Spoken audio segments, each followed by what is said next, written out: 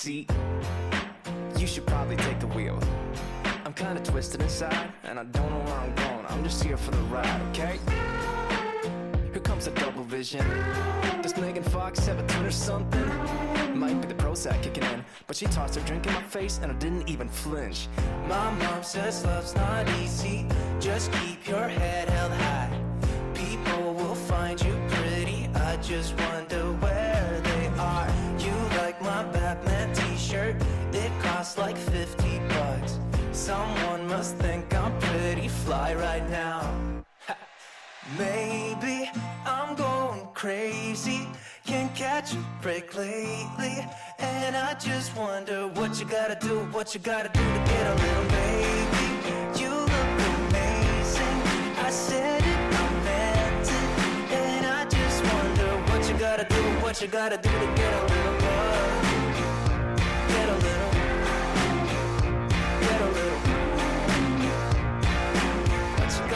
What you gotta do? What? Did somebody just say hello? Nah, I'm flying Han style, solo. Do you like that Star Wars reference, baby? There's more where that came from. Catch a movie later? Guess I'll see you around. I got a busy week too, I'm watching X-Files. Could be the Mai Tai doing things, but hey, you know what? I'm calling that a win. My mom says love's not easy, just keep your head held high. People will find you pretty, I just wonder where they are. I got one extra ticket, do you like Comic-Con? Someone must think I'm pretty fly right now. Maybe I'm going crazy, can't catch a break lately, and I just wonder what you gotta do to get a little baby. You look amazing, I said it, I meant it, and I just wonder what you gotta do to get a little love. Mr. Spock, Chewbacca, Gandalf's beard. What you gotta do to get a little.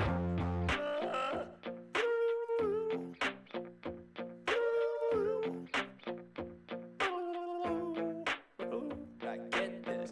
My mom says love's not easy, just keep your head held high. Bet people think I'm pretty fly right now.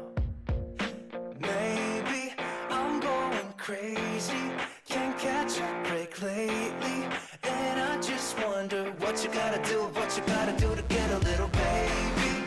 You look amazing, I said it, I meant it, and I just wonder what you gotta do to get a little love. Legos and Cheetos, part of the fly. It's Wingardium Leviosa. What you gotta do to get a little. What you gotta do to get a little love.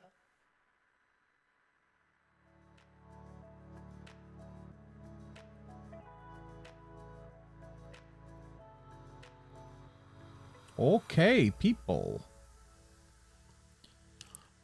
Hello, and Happy New Year. This was something I wanted to get. I wanted to try. It just kind of hit me a couple days ago. I mean, I figured we could do this first and then move over to the No Man's Sky stuff. Listen to me, I'm yawning, and it's 1 o'clock in the afternoon. It just shows that I'm not sleeping well. Or not enough, or too much. I'm not sure yet. But I suppose... Where's the main screen? Is that gonna work? There we go. It should work pretty well. Hang on, I need to... There we go. I can see, I think, everything now. I'm blocking some of the images, but as we put them up, I think we'll see them. I could be wrong, though.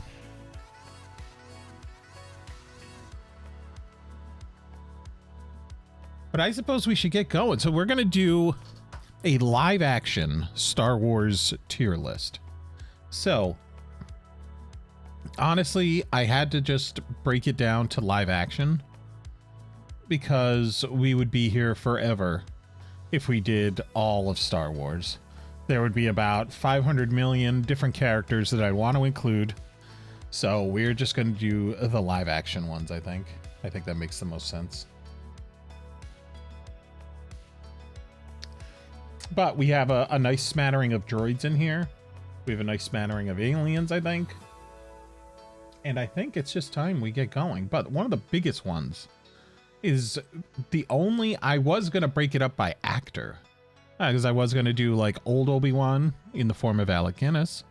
Or Ewan McGregor as young Obi-Wan. That kind of thing. I was contemplating that. But I decided against it.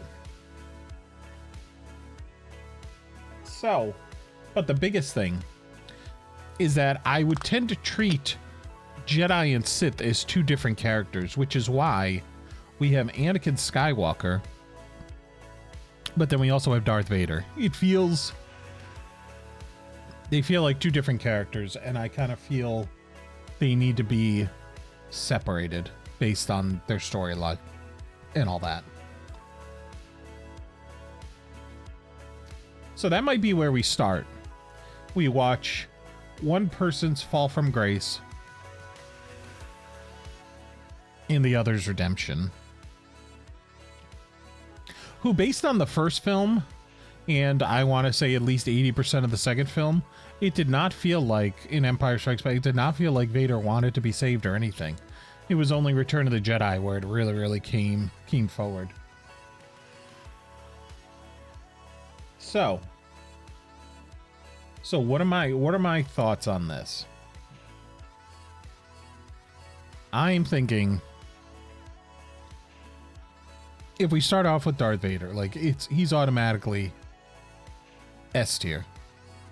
One of the greatest, if not the most iconic character of the entire franchise, of the whole Star Wars saga. Can we not agree with that? Darth Vader, S tier. Which would make, you could easily put Anakin Skywalker next to it, but I don't think so. I don't think he belongs there. I think Anakin, maybe, honestly, I almost think we need to bring him down to B. Not even A. He just loved a little too much. Yeah. The thing is, his actions set off so much throughout the whole saga. So maybe he needs to go up to A. Also, as you can see, I did drop in people like Admiral Piet. Some other little sunken treasures like Sebulba. Because honestly, I feel like Admiral Piet's performance in, I want to say Empire, when like him and Admiral Ozzel and stuff were like, they seemed like they were at each other's throats. It started laying the groundwork for stuff like Andor. Like it was very cutthroat. Even in the Empire. Everybody was trying to get a head up. Or try to be better than one another. Because otherwise they'd most likely die at Darth Vader's hands. But we're looking at these guys. We're looking at them from their contribution to live action, not necessarily taking into account all of their stuff in any contributions they did through CG, through television shows or through animated stuff. So I'm kind of feeling, is this a bang list? No.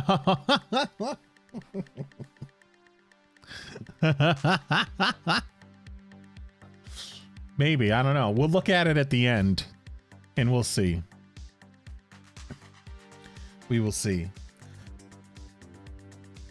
But if we look at someone like Admiral Piet, you could see how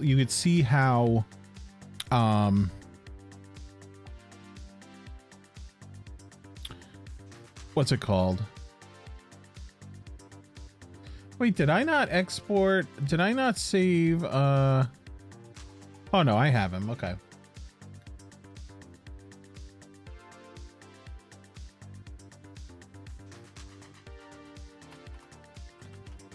How do I accept? Ha! I won the duel. Nice try. So Admiral Piet, while we did not get to see enough of him, I would probably put him at a C, because he did inspire some of the other interactions between other Imperial ranks.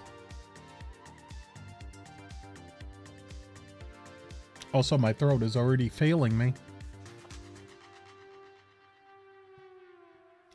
Ahsoka. All right, so given everything that's happened with her, whether it be in Rebels, whether it be in the Clone Wars, I am just focusing on the Ahsoka series, but being able to see all of that, or just the Ahsoka series alone, I kind of think I need to put her up at A. I think A. I'd love to put her up at S, but I don't think I want to see a season 2. I haven't seen enough, you know, even though they covered a hell of a lot of ground. So,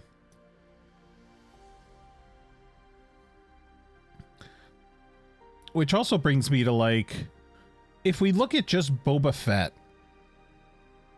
from the original trilogy,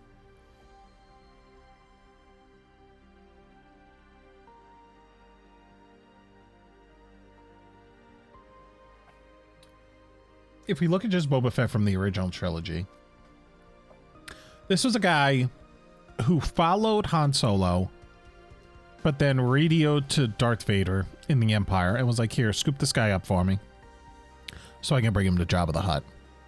Then he goes, he hangs out at Jabba's palace, parties and all that, and he lets his jetpack get hit by Han Solo, and he gets sent off a little sail barge thing and crashes into the pit of Carcoon.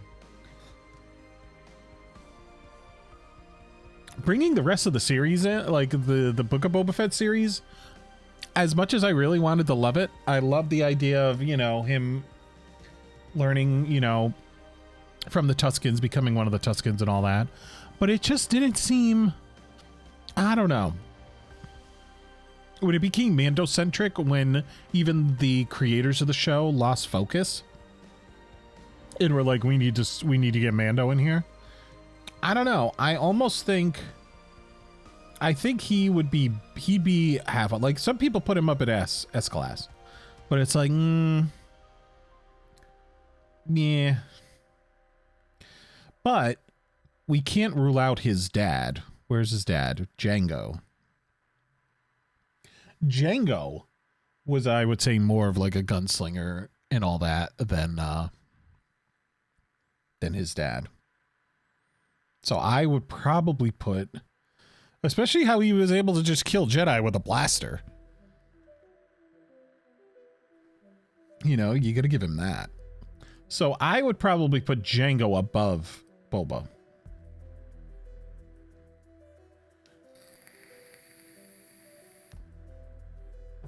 That's what I'm feeling.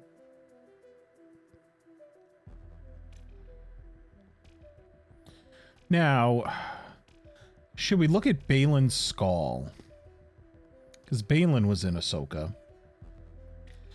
Honestly, portrayed wonderfully by the great Ray Stevenson, who we lost just before the series premiered, I think. So now we have to think. I would love it if someone picked up where he left off and they just didn't, you know, just write him out of the show.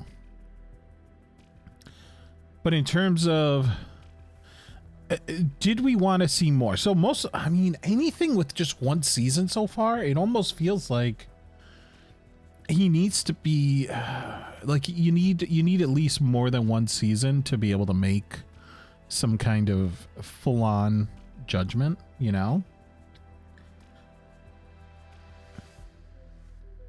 And honestly, looking at B, like for Boba Fett, I almost think I'm moving him down here now that I look at it.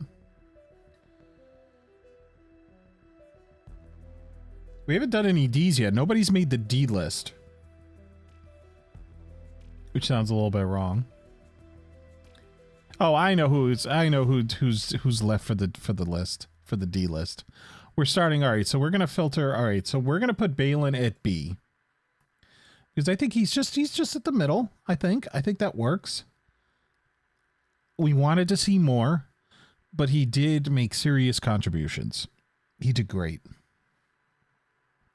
So now we're just gonna go to DJ from The Last Jedi, who showed up in about 4 scenes, confused the audience, did horrible. A real waste. The thing was, it was a waste of Benicio del Toro's talents. Ahsoka is at the very least on par with Anakin.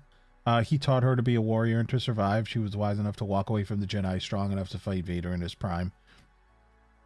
And survive. She helped the rebels defeat Thrawn for the first time around, and then of course you have the events of Mandalorian and Book of Bubba. That took a while. Ray kicked off. It's all good. So I'm trying to base a lot of these just on their live action performances compared to any stuff they did in the animated shows.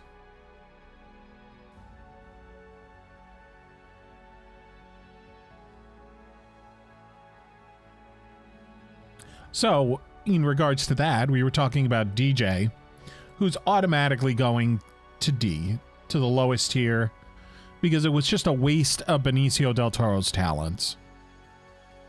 At least I felt that.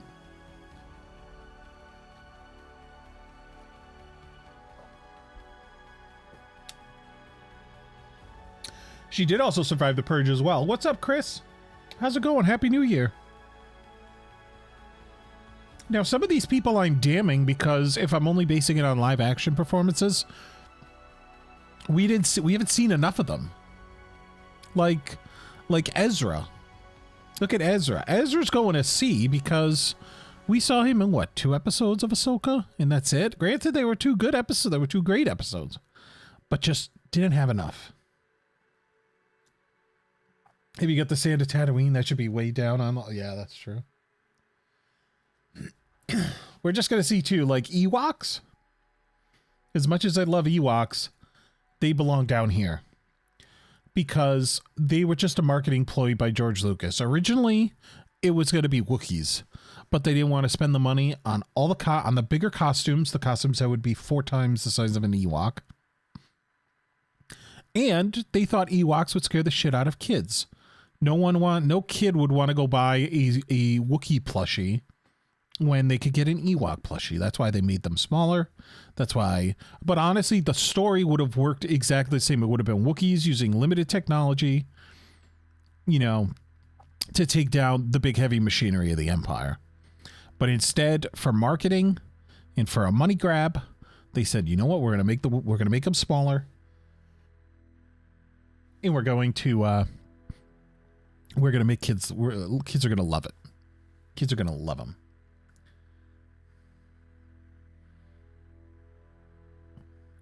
Ezra is definitely watch this space. A lot of this too is there are going to be a bunch in here that are missed opportunities. That's going to be the biggest thing. There are going to be a lot of missed opportunities. Whether it was in the writing, whether it was in who was producing that particular iteration of the character. And it's gonna, yeah, we're just gonna be like, hey, for instance, John Boyega, who played Finn. It felt like during the writing process and the whole bigger picture of things, people completely lost sight of what he should be doing and where his character really belonged and where his character should go. And so he's probably going to go probably C, even though he deserves to be S tier. He deserves to be it. But the way that they wrote him, the way they handled him, their lackluster planning ultimately failed the character. He should be up here. But because of because of the decisions made, he goes here.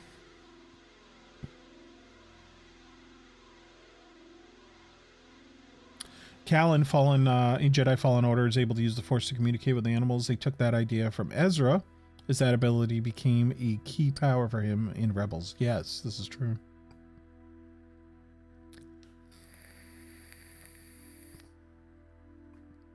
Now, I think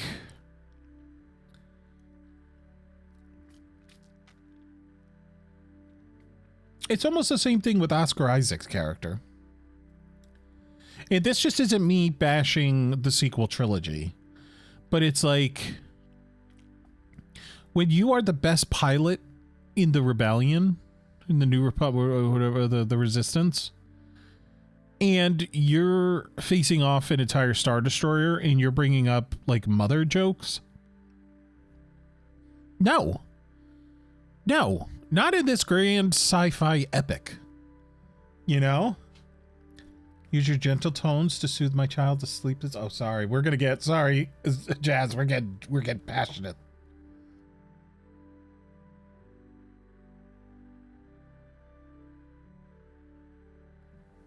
We're getting passionate today, baby.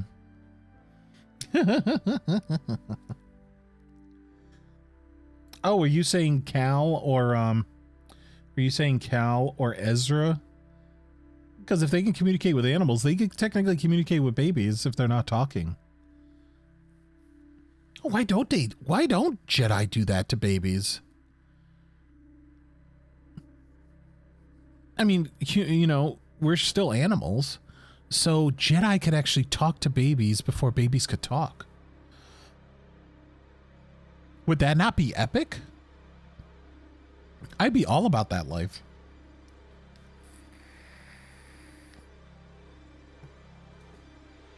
Oh, would that not be amazing, knowing what the hell's wrong with your kid?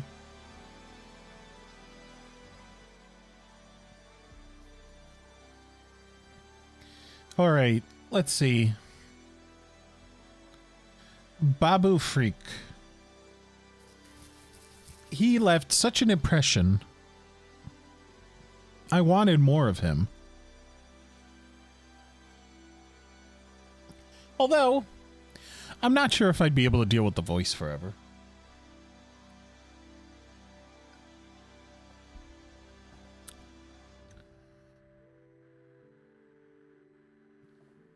So Babu, where would Babu go?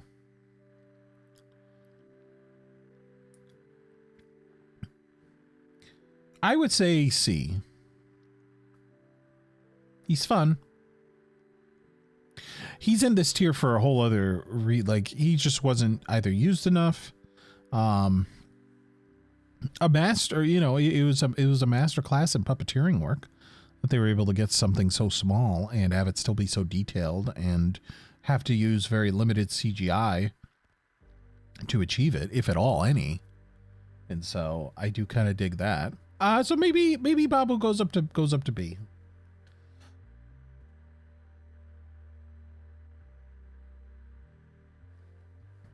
I'm literally choking over here. And I just vacuumed. I vacuumed like 2 days ago, and for some reason it feels like the dust or something is attacking me.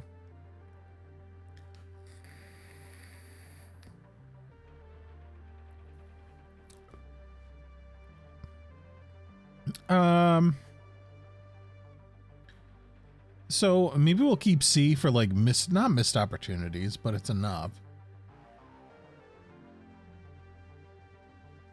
I can't even rewrite this though, can I? I can't. No.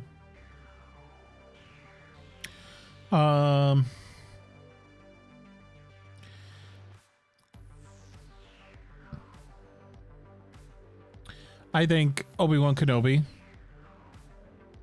between Alec Guinness and Ewan McGregor is S class. If your lights turn on, the dust is trying to eat you. Oh, true. It's weird. I don't know. You could probably hear it in my voice.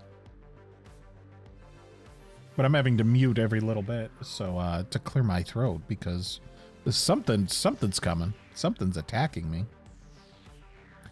But Kenobi, all the different iterations, Alec Guinness and in Ewan McGregor, between the original trilogy and the sequels, or not the sequels, the prequels, and the Obi-Wan Kenobi TV show.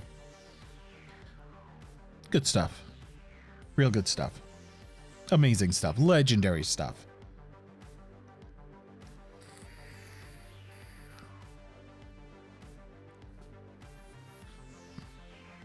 The most mastered Jedi in all of history? I don't know, because guess what? Look, I have... Where is he? Where'd he go? We have Mace Windu.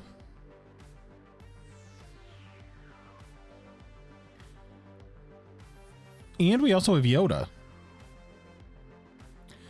Which I almost feel like we need to put Mace Windu up here.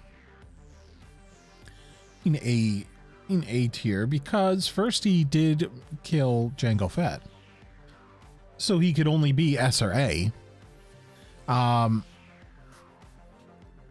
My biggest issue is if they ever did a second Kenobi season, I would kill to find out Mace Windu was alive. I would kill to find that out. And Obi-Wan Kenobi finds him. And they set up some kind of system, almost like what was the trail? What was the trail called? The kind of like the underground path that the Jedi took to escape kind of the core worlds. This is why I was disappointed by the Kenobi series initially, because by that point Obi-Wan had mastered all forms of combat, both lightsaber and weapon. Yeah, and I mean it was okay. They kind of took the idea of, a man who had lost his religion, which was interesting. That would have been the route I would have taken as well. But there were different ways that they could have achieved his rekindling of his love for the Jedi and wanting to protect them, and his belief in the Force and all that, which honestly too, they threw such a curveball at us that what I did love about the series is the fact that it was like, oh, it's just going to be, they always marketed it as it's always going to be about Obi-Wan over, looking over Luke on Tatooine. But by the end of the first episode, he's already off planet and he's with Leia. And that was a curveball I felt was necessary. I thought it just added a whole new flavor to things. I think that was great. I think that was fantastic. But some of like the fan film looking fights in rock quarries and stuff, it was like, come on.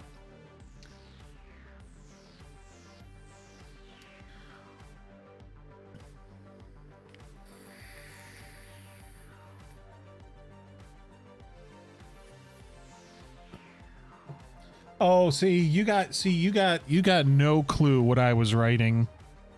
But yeah. Honestly, it would have been about Obi-Wan setting up a network and using Bail Organa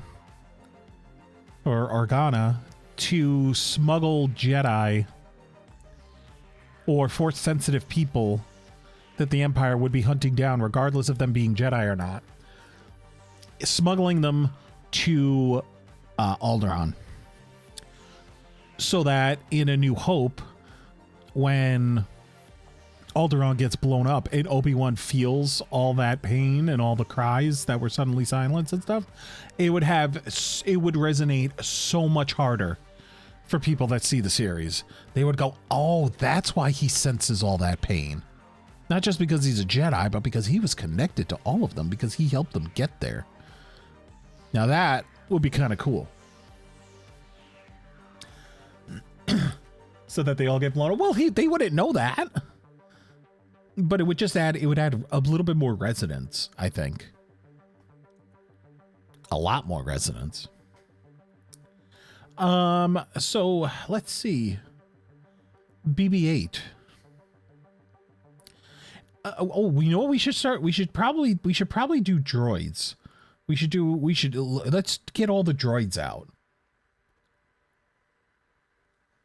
We've done it, Andy. But also, I would love to see. We never got to see Mace Windu. They said probably the most skilled fighter. If we got a one-handed Mace Windu facing off against Darth Vader as either some kind of ploy to help others escape, you know, using it as a distraction, I think that would be epic. That would be so epic. Oh, we soothe Rey to sleep? Hell yeah. All right, let's work on the droids. So BB-8, let's put BB-8 right in the middle. Because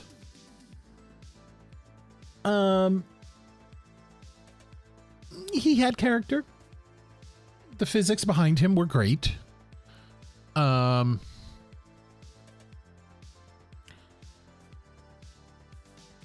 just I mean, he did take over a First Order like chicken walker. He rewired it and was able to use it to just slaughter people. So maybe he goes to move to A. Did you see the alternate cut of Django's? Oh, when he gets disarmed. I did that in air quotes. Disarmed.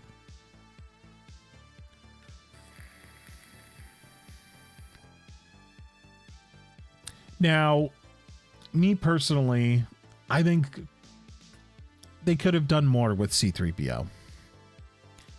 C-3PO belongs at B, if not C. The whole aspect of him, I mean, granted, he was a glorified butler, you know, but we got to see, we were exposed to the galaxy through his eyes, through the whole opening of A New Hope. Like, without him, I don't think we would have had a grasp on the world as well as we would have. You know, of the universe, that kind of thing. Truly showing how dark Mace Windu goes with his combat. Him and Qui-Gon, definitely great job. Oh yeah. And we might still be able to see it. I was about to say all droids are A and up, but then C-3PO. Yeah, I think honestly, because R2-D2 belongs up in S. For a thing that only beeps and beeps and little whistles and thing. Beep beep beep boop.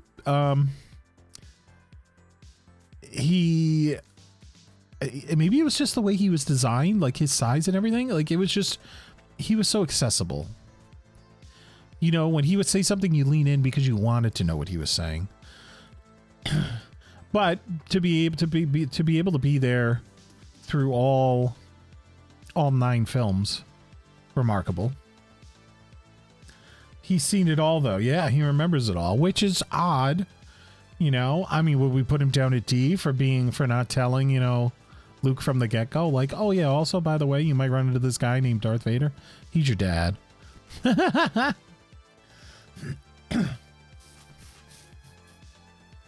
Now, we also have IG-11 from the Mandalorian series, who I believe A class for his contributions, even especially just in season 1 alone. The fact that they brought him back, well, no, I guess they wouldn't technically. I guess they technically brought him back in season 3, but it's not the same IG-11. It's a Grogu powered IG-11. But the contributions he made, I would say, huge, very, very big, very, very big.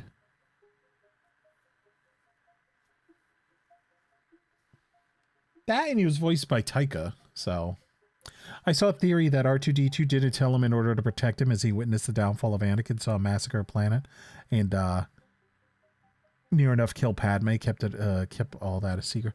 That is true, because I mean, something like that could set Luke off,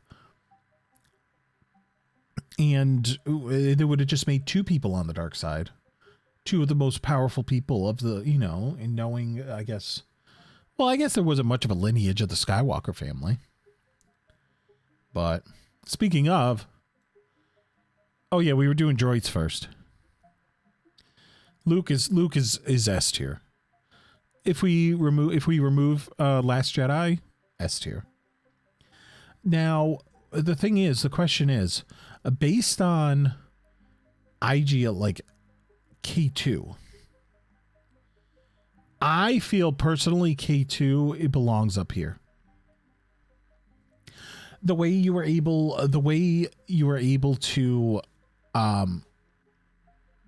experience him in just one film in Rogue One. How could you not? Like, they made him so they wrote him so perfectly, and being voiced by Alan Tudyk, you know, fantastic. I think we soothed Danny to sleep too. Hey, that's why I'm here, baby. I think he's my favorite Star Wars character. A K2SO? Hell yeah.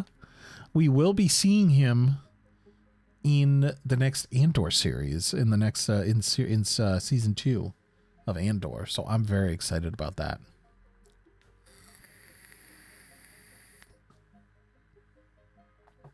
So I feel he belongs right up here with R2D2. That's me personally. And the way he was able to sacrifice himself without question.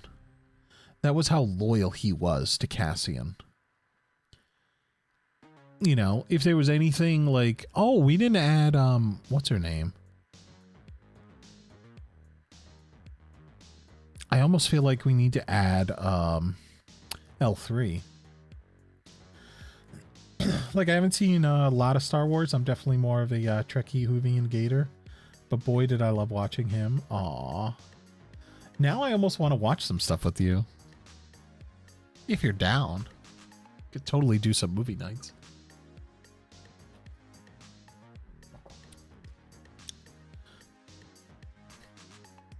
I would say L3 would be on... L3 would be A or B. But we have... Who else do we have? General Grievous? Are we technically going to treat him as a droid?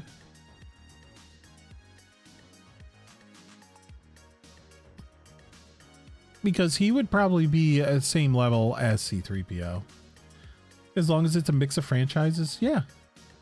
Did you see Andor? Did you see that series at all? Because I think... I don't know how much you're into... Well, I wouldn't even say this is like... It's more... It's not even spy crap. Jazz!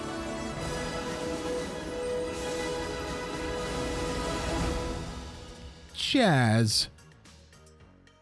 You didn't have to do that, man. Especially after the announcement I made yesterday in the Discord. You save your money, man. Thank you so much.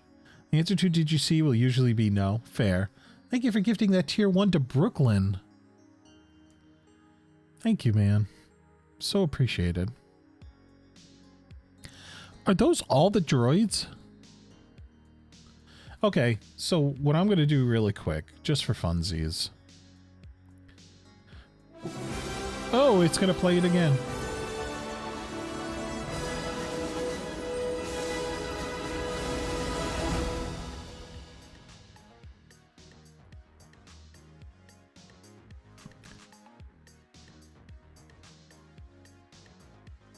We're gonna do a quick thing. Wait, I haven't seen the announcement yet. Oh, I guess it's not really it's an announcement, but.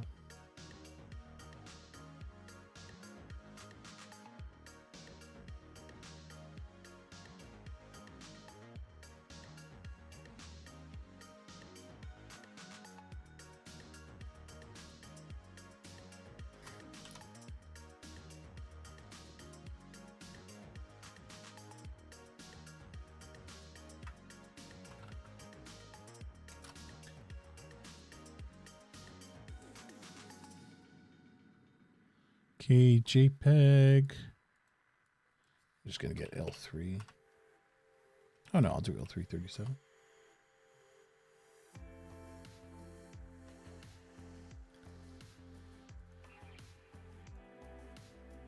All right, so now we're going to go back to here.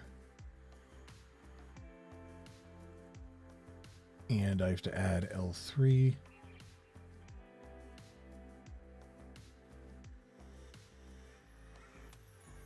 Okay. All right, we got L3. You can't see her because I'm in the way. But I would probably put L3 same level with C-3PO. Actually, no. She goes up one. I loved her spunk, her moxie, her tenacity. I kind of love that in a droid. Most people are like, oh, that's outside, you know, it does the programming, blah, blah, blah, you know, that she couldn't be that, you know, that, you know, exciting or, you know, that opinionated. It's like, listen, you teach droids. Have you seen almost at 50 gift subs? Get my custom sound ready, boy. Ooh. That's my question. What sound would it be?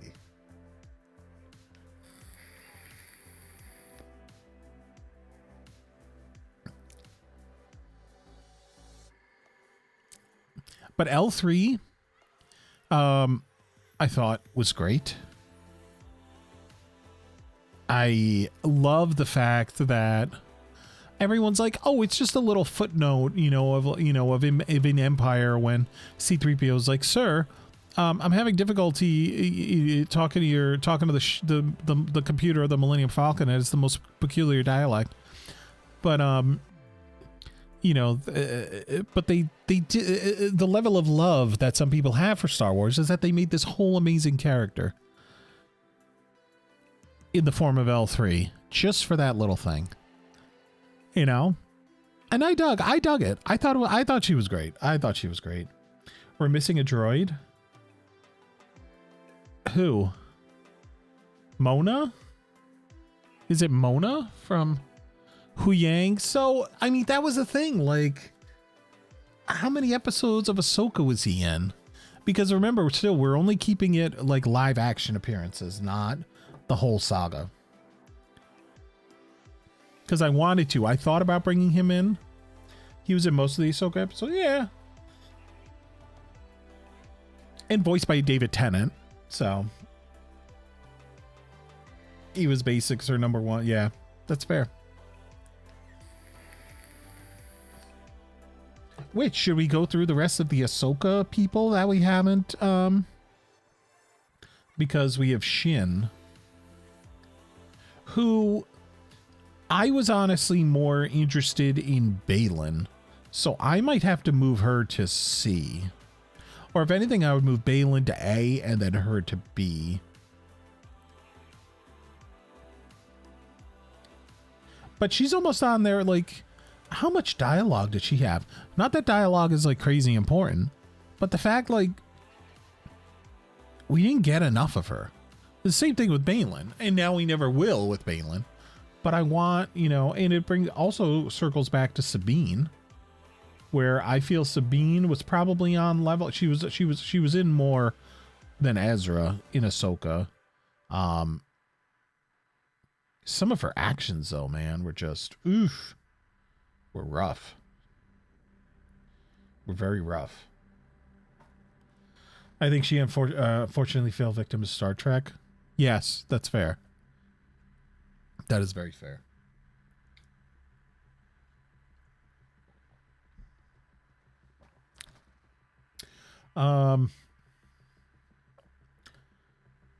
But I think Sabine is good there. I mean, especially if we're looking at if we're looking at with Ahsoka, we're only at A and lower. So there's Ahsoka, Baylan, Sabine, yes. Ezra, Shin, yeah.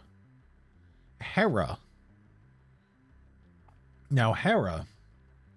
And now if we were going to step back and look at Rebels and then look at Ahsoka, honestly, Hera would be D. But belongs at C, right next to Shin, and with Ezra, I think. Her character wasn't given enough of a chance because Star Trek released at the same time with a similar looking and acting character. It was pure coincidence. Star Trek was recorded before Ahsoka was. Ah.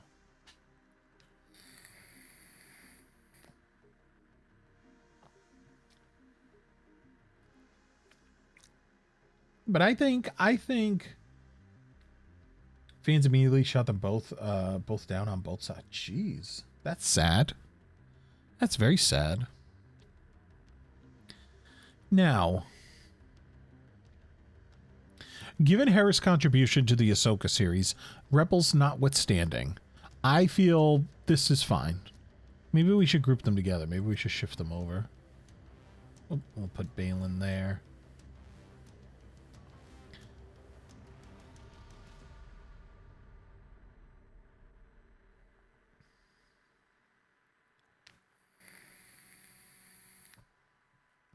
Now, anyone else from Ahsoka? We have Grand Admiral Thrawn.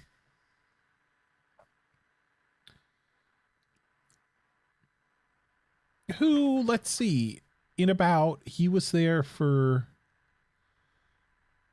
3 episodes? You think Thrawn? Okay. But are you factoring Rebels into that?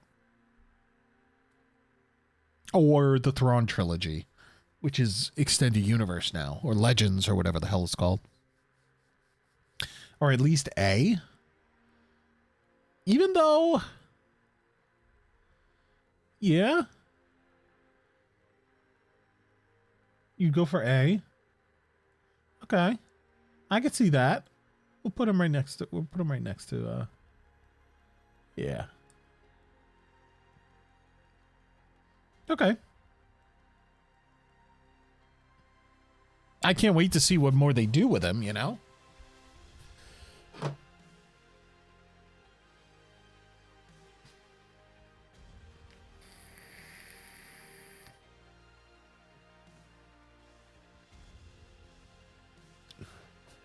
Well, now, so what's going to be kind of neat is that we finished all of Ahsoka, I think.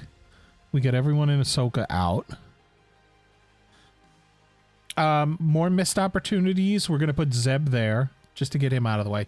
Now, let's start looking at the Imperials, because I have Krennic, I've got Hux, we've got Moff Gideon. And I think, and I wanted to do this on purpose. I wanted to be, and Grand Moff Tarkin. So the question is, Tarkin, where should he go?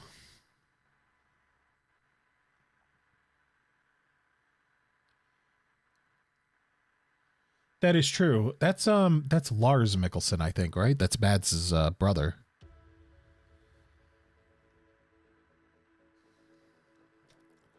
But I mean, yeah, look the part before, just when he was just contributing his voice to it, and man, they fixed him up great to do it. So, in the Grand Imperial scheme of things, so Grand Admiral, this isn't just by rank. So would we end up moving Grand Moff Tarkin to B? Because honestly, only showed up a little bit in Rogue One and a bit in A New Hope. But he did control Vader, which Grand Admiral Thrawn never did. So, you know. But also his cockiness got the better of him and destroyed the whole symbol of power for the Empire in the form of the first Death Star.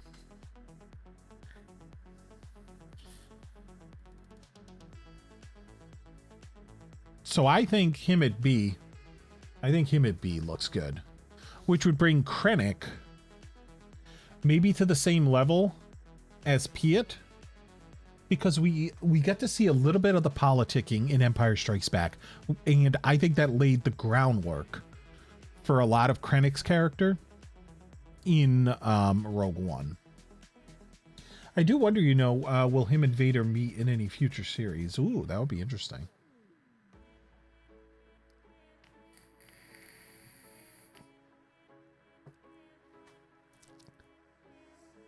Now, since Grand Moff Gideon, who is also the same rank as Tarkin, or just Moff Gideon,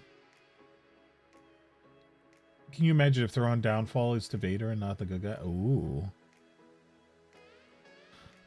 Now, Moff Gideon, what are we thinking here? Because he's almost standalone. He's so isolated from the rest of the Empire during that time.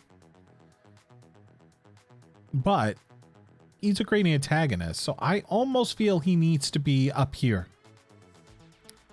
He needs to be right next to Grand Moff Tarkin. We kind of glanced over General Grievous, but I think, you know, is he machine or is he or is he, you know, an alien? That's also a great question. But I think we did fine. I think we did fine with him. But that brings me to Hux. Hey, buddy.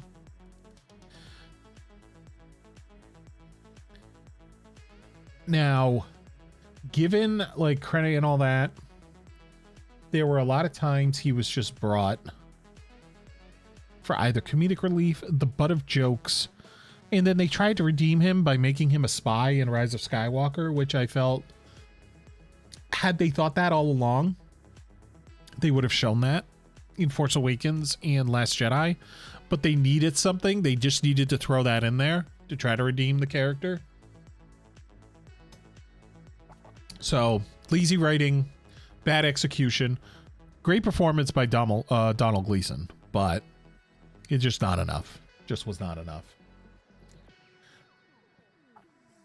Yeah. The character consistency is what earned him a D. The character. But Donald Gleason, great actor. I could watch him in anything and everything. But sadly, he got the short end of the stick in the sequel trilogy. Now,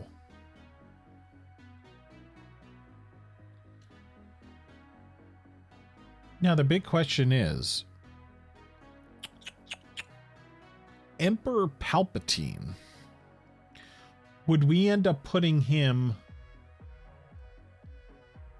at B because Maul, although if we're only looking at trilogy and Solo, or prequels and Solo, does Maul belong at A?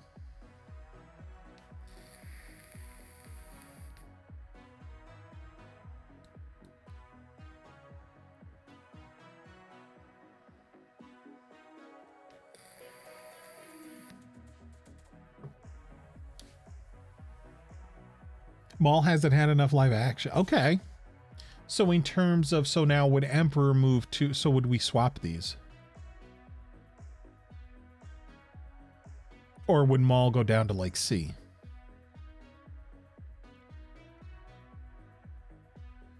He'd be high enough if you included the animated series. Fair.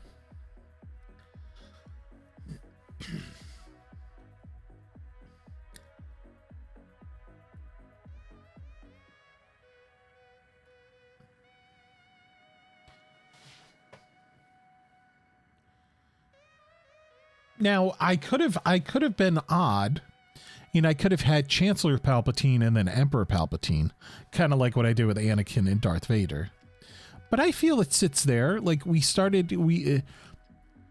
Chancellor Palpatine in the in Phantom Menace and Attack of the Clones brought in the politics of Star Wars that a lot of people that was a big thing in some of the original drafts of Star Wars that a lot of people didn't realize. There was so much politicking in those first before Lucas got in touch with like the hero's journey and Joseph Campbell and started researching all that, and it became kind of a whole other beast, which it needed to become. And so all that got pushed aside, but Lucas saved it for the prequels. And so we got to see that, and given his limited screen time in the original trilogy, I think it rounds out. I think him being A, or should he be on the same level as Maul? Or should Maul go down to C and Palpatine down to B? Even before his reveal, he was still doing damage in the back. I think Emperor, you have to consider the fact that he literally created an empire, took over most of the... That's fair. He was the leading Sith at one point. So do you think he should be up in S class is the question then? Or is this tasteful? Because honestly, we never got to see what his whole motivations were. It was just power. It was just power. But it's like, where do you get somewhere to want that much power? I'm sure it's like, you know, it's mentioned in books and stuff like that, but it's like, hang on a minute.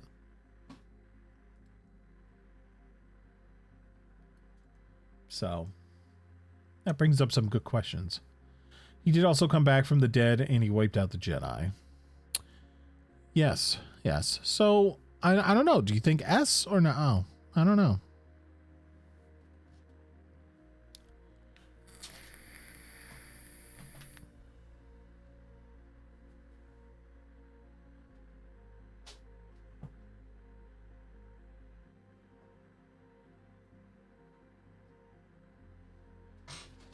Give me 1 second, guys.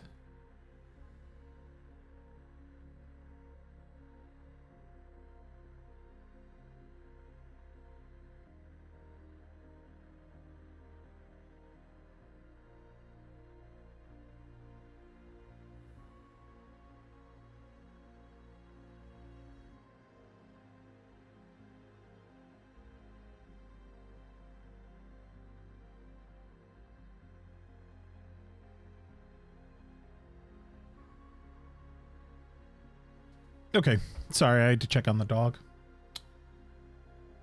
People forget he was an extremely powerful Sith. Well, I mean, we get that scene in his office when he slays 4 Jedi, but it's like, it was so quick and so crazy. All right, I think A is comfortable for now. We could revisit it once we populate it more. Like, you know, I moved him now. I moved him earlier, but Luke, S class. Removing the Last Jedi, not recognizing the Last Jedi. I would have loved to have seen him actually fight. Yeah, that would have been cool. Fighting in his prime. Yeah.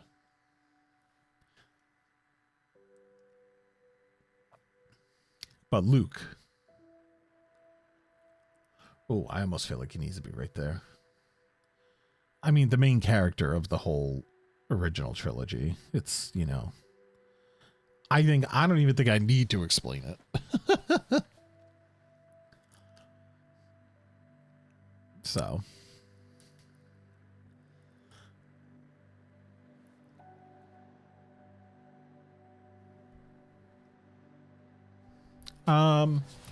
So if, all right, so if we're going to look at, I guess, maybe Jedi and things like that, should Qui-Gon be A class? Like, is he in the same realm as Ahsoka in Mace Windu, or should he be B, you know, B in here? At least with The Last Jedi, we got to see the extent of Luke's powers, but I think The Mandalorian showed him up. Absolutely. Mandalorian showed him off so much better. If we're going to get into the Force Doppelganger and all that stuff, there was no build up to it.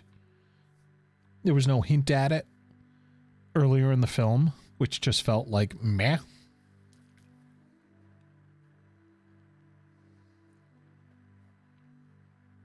Oh, Qui-Gon for A. Okay. So you think up here, we'll put him up next to Mace Windu. But given, I mean, he was really only in The Phantom Menace and then for a small sliver in Kenobi.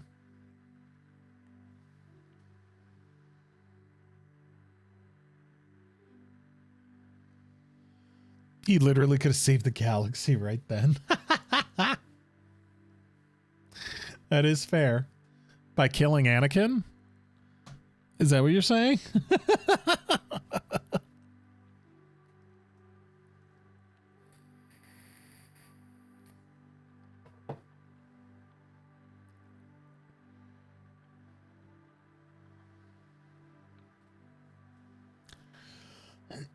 All right, so he was down here. But okay, I'm fine with that. Bringing him up there. I think that makes sense. Another one just to get out of the way, Rose. While I wanted more out of her, and they tried to give her more in The Rise of Skywalker, they just, she wasn't written right. And she belongs down there, sadly. Especially with all the harassment that she got. Killing Marie Tran. That she got on social media. Like, just people attacking her. For playing a character that was badly written and badly developed. You know, shame on the fandom for that. That's what I have to say. Oh yeah. Yeah.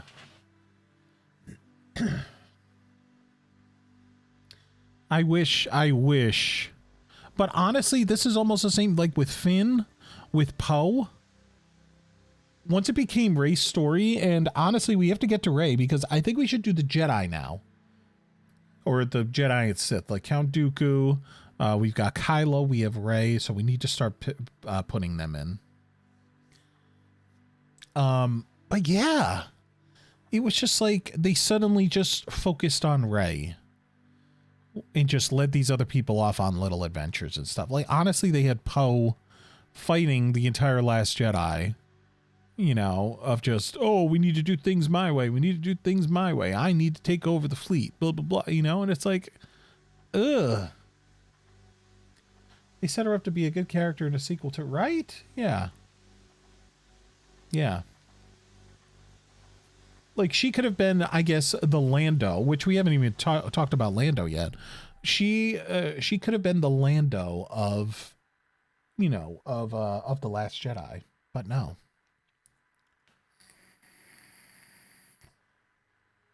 So now, let's look at Kylo.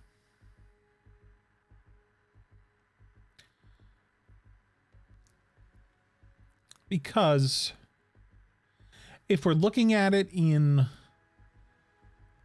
terms of Luke and Darth Vader being S, Palpatine, Anakin, Ahsoka being A, B having Maul, Balin, I would probably have to say, I honestly have to say Kylo would need to be mid-level.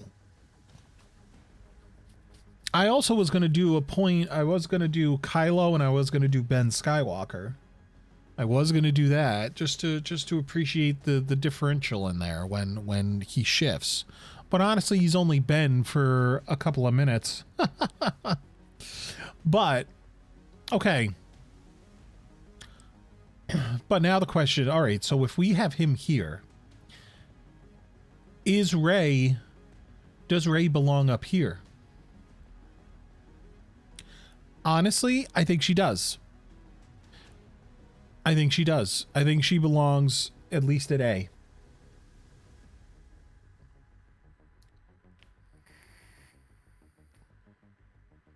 She needs to be above Kylo, but not above like Luke and Obi-Wan. That's what I feel.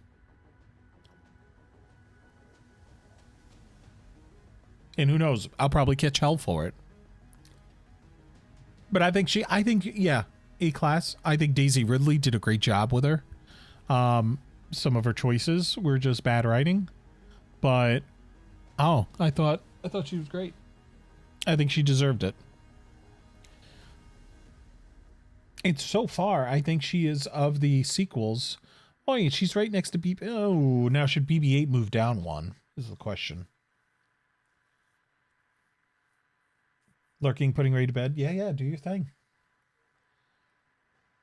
If anybody else wants to throw in their 2 cents, by all means.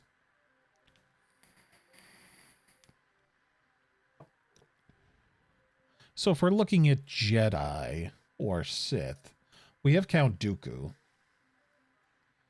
who, not as big as Maul or Kylo, I would say belongs C. Never D though. Like, I mean, but are we discrediting Christopher Lee now? Are we being bad with Christopher Lee?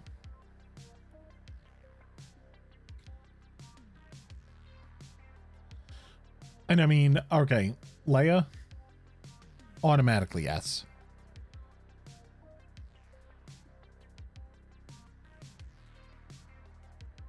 Oh, maybe we should do that. Put them there.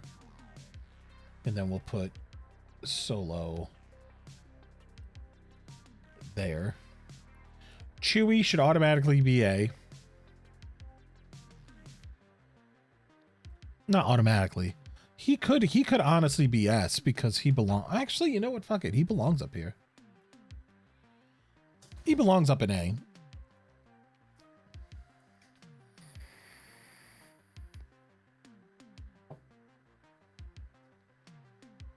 Because we love ourselves a Chewbacca. Despite the fact they almost tried to kill him in Rise of Skywalker. Shame on them.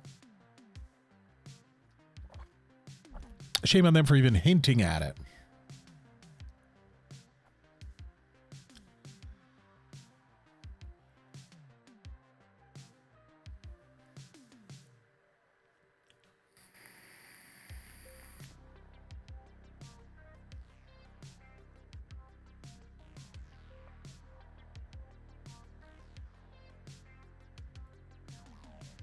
Oh no, I want them next to each other. Those two are cool. Wow, lots of villains. I mean, we only have Palpatine. Oh no, we've got Thrawn. We have a couple villains up high. So that's good. Why did I even put Greedo in here? Greedo is just going to D no matter what. Jar Jar?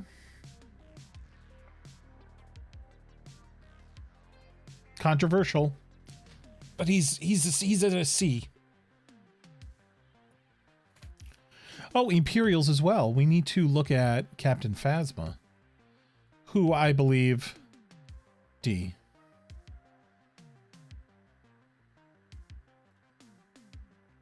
Missed opportunities. Huge missed opportunities. Big missed opportunities.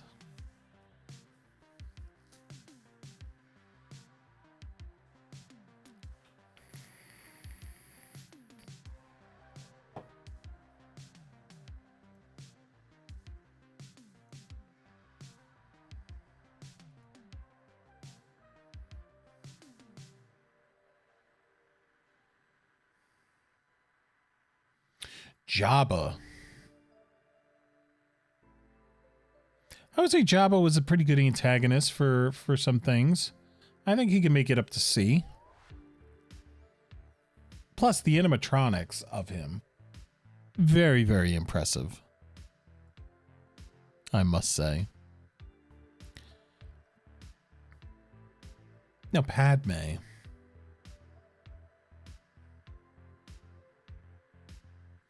I feel like they didn't give her enough.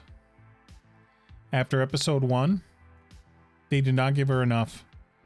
But she belongs in B. She was just there to complete the love story, which is sad. In episodes 2 and 3. Sure, she fought a bit in episode 2, but they could have done a bit more. Could have done a bit more.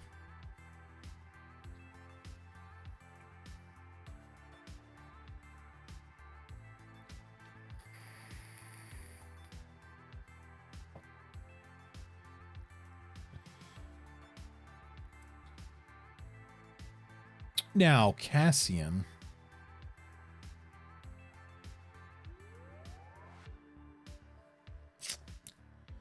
I would have to say, I think Cassian belongs in A, which would make Jin in B. Because the whole 180 that Jin pulls halfway through the film in Rogue One just kind of really spun me a bit too much. Also in B, we should probably put Wedge. Wedge belongs at least here, if not in A, because he was a solid support. Although they didn't give him. He showed up in all 3, but was he given enough? So I think B is good. I would have loved to have seen more.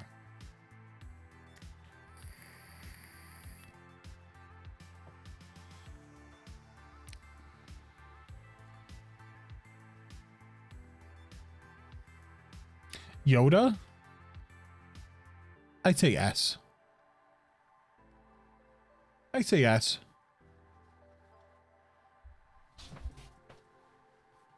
Now we're gonna start. All right, we're all right.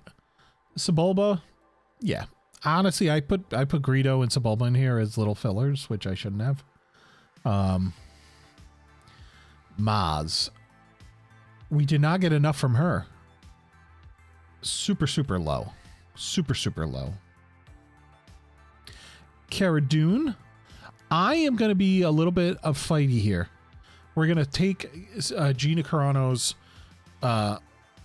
political ideologies out of the picture, and I wanted to see more from her. I would have loved to have seen, what is it, Galaxy Rangers or whatever it's going to be called, that she was going to be part of. I would have loved to have seen what that came from. I thought she had a pretty decent intro in Mandalorian. I love that they brought her back here and there for a couple things.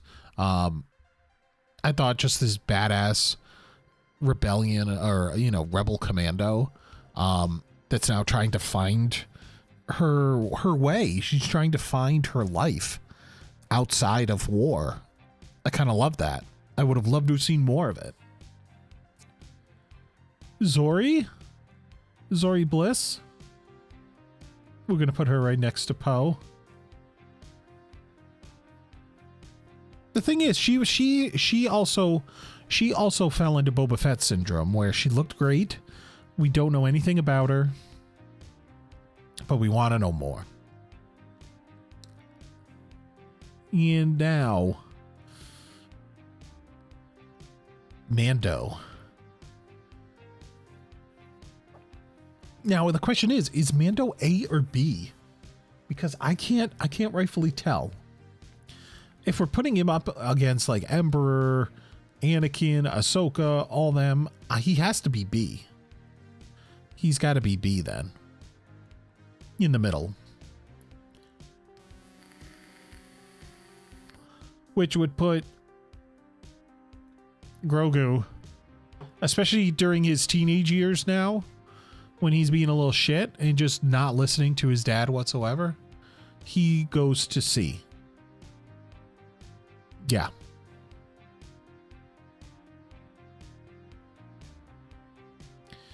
Wow, we're down to 4.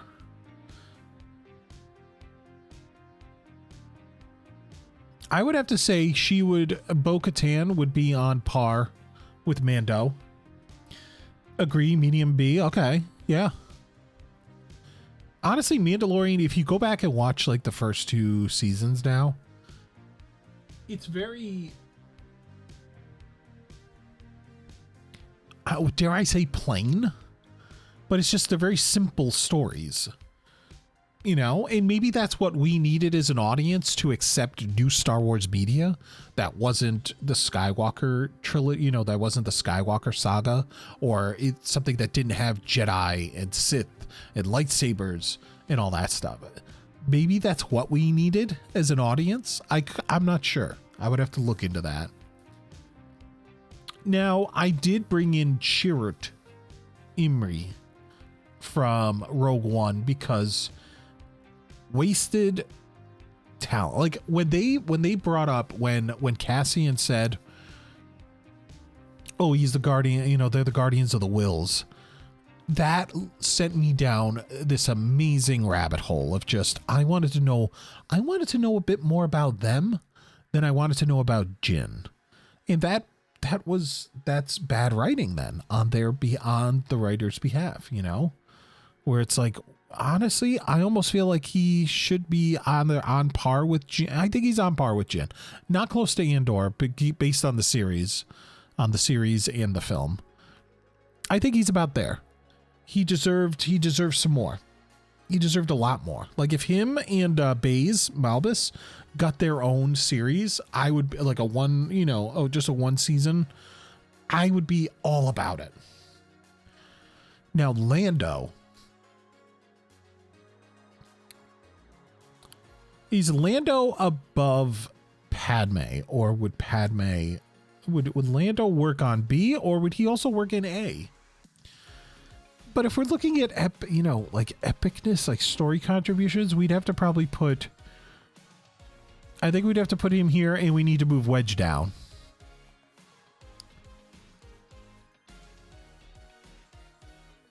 I think that feels right. That feels right. We had to move Wedge down one. Now, Cad Bane. This is the last one. Holy crap.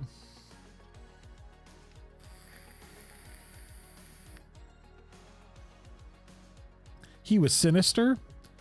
This is also taking into account just his appearance in Book of Boba Fett.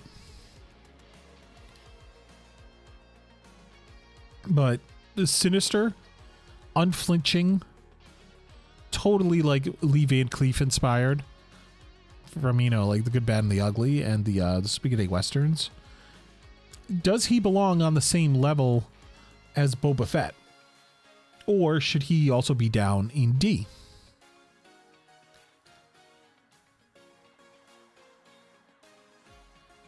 Ain't that the question?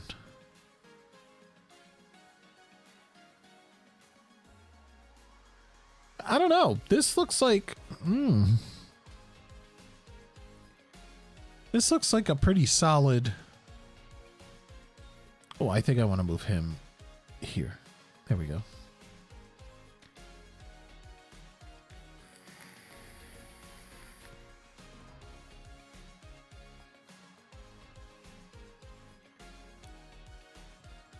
I have almost the entire cast of A New Hope in S-Class. That's troublesome.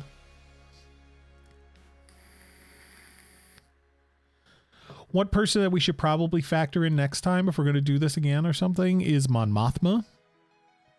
Because what started as just a small little scene in Return of the Jedi spawned appearances in Revenge of the Sith. Spawned, you know, she has a whole story. Oh, we didn't even add in Luthen or Mon Mothma from the Andor series. Like there's a lot more people to bring into this. But I feel like this is good. This is feeling really good. I would say very high on C list, very low on B list. Who? Cad Bane? Were we talking about Cad Bane?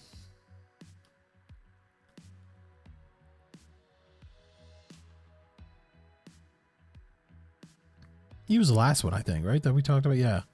But then does that mean Boba needs to shoot up to B?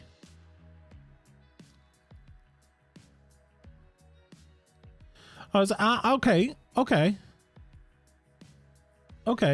So I think if we put him, I mean Mando and Boba on par with each other, I could see that, and then we move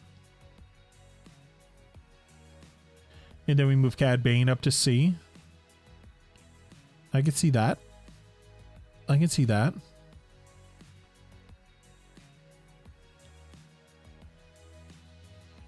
Yeah.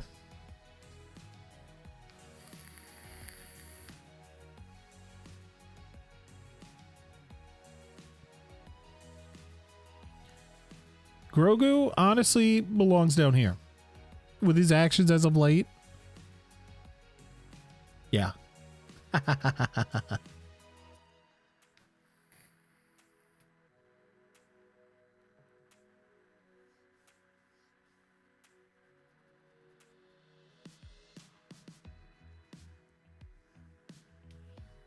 don't know. I feel pretty good with this list. I think this is pretty solid. So we're going to jump over here so I can download it.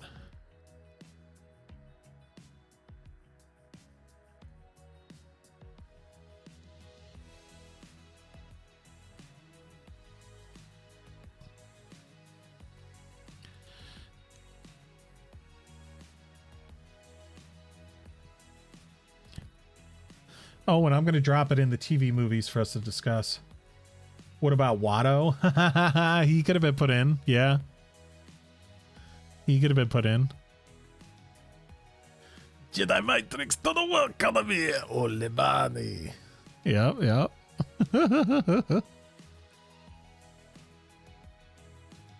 Okay. To discuss We're gonna drop that in the Discord.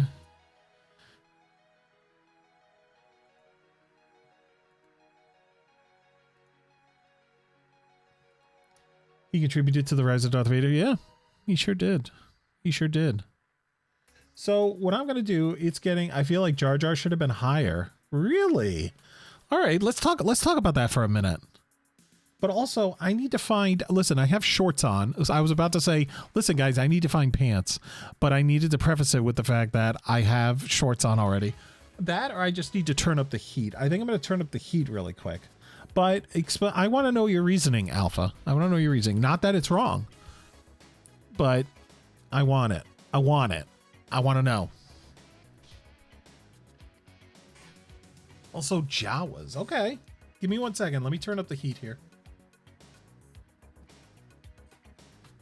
Bye-bye.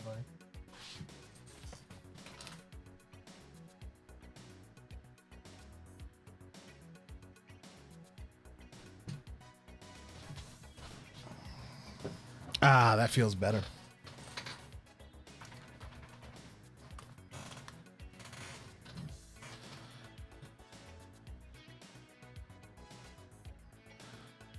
Oh wait, let me bring this back up. Okay.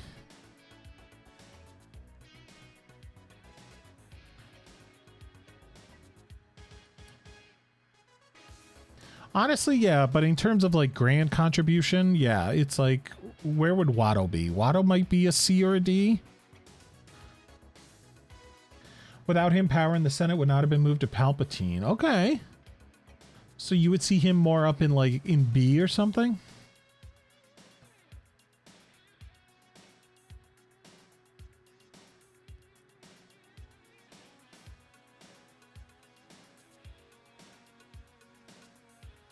Would we swap Babu Frick with Jar Jar?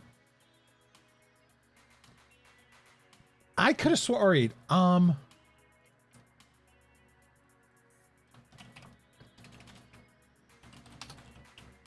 I thought there was something in a novel.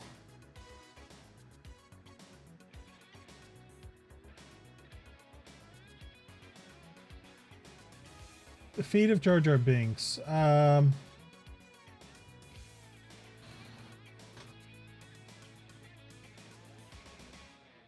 was something in a.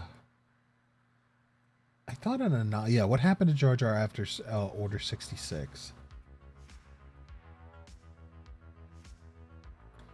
There was something about him almost being like a clown. Jar Jar was once again exiled from the Gungan community for his inadvertent role in the Empire's rise to power. By putting the motion forward to give Palpatine emergency powers, Jar Jar accidentally started Palpatine's rise to ultimate power. Having lost any prospects for the future, Jar Jar returned to Naboo and settled down in the capital city of Theed, where he became a street performer. Eventually, Jar Jar encountered a young boy named Mappo, and took him on as an apprentice, teaching Mappo how to become a performer like the Gungan was. But there was a part, there was a novel, I thought, where it said something where like they pretty much called him a clown.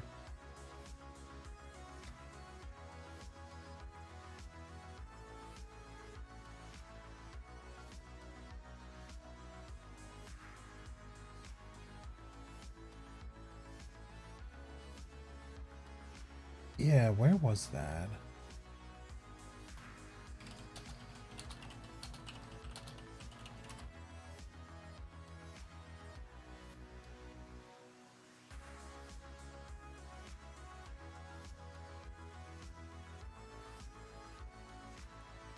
Jar Jar Binks' final book appearance. Of course, there's the fan theory. Yeah.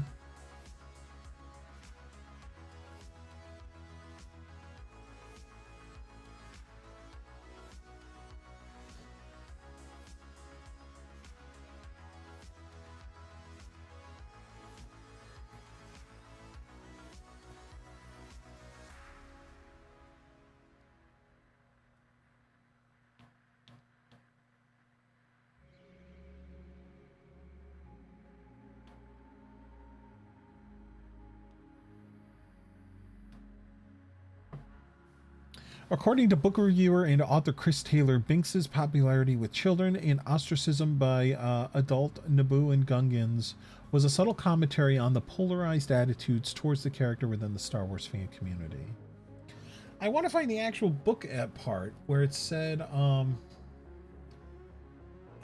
where it almost said like he was treated as like a clown now, but I can't seem to find it.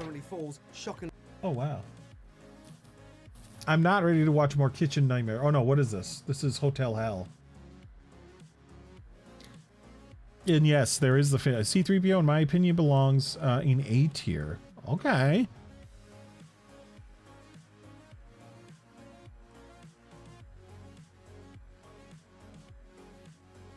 I can see that. All right. And we were talking about Jar Jar. Jar Jar being up higher. And yeah, the fan theory that Jar Jar is I mean, honestly, how many kids would not have liked Phantom Menace if Jar Jar was not in there? Like Jar Jar was the open door. Jar Jar was the he was the way in for so many kids. Dargo, just go lay down over there. Yeah, there you go. Good boy. He has his little he has the big collar, the cone of shame. So, do you think we should swap and put Babu down here?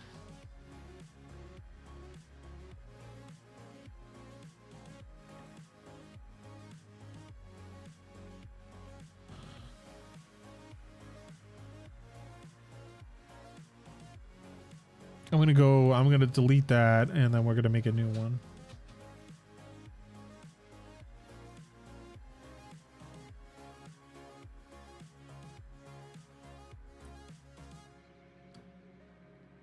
You think this is better? Okay.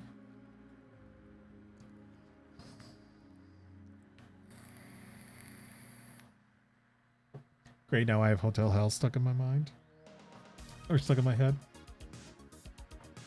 Now, Jar Jar, do we think Jar Jar is better than Grogu? I could, honestly... Grogu, I think, belongs where he is. He hasn't said one thing yet. If we take that into account.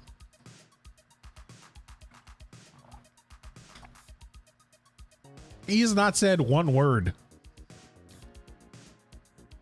So... Where are you, buddy? Stargo, come here.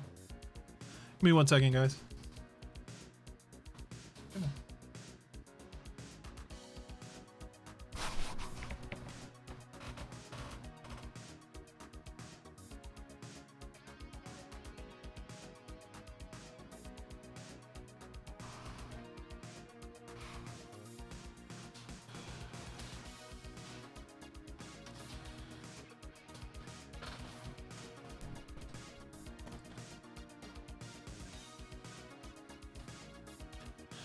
All right, I'm feeling, I don't know, I'm feeling like that's pretty good.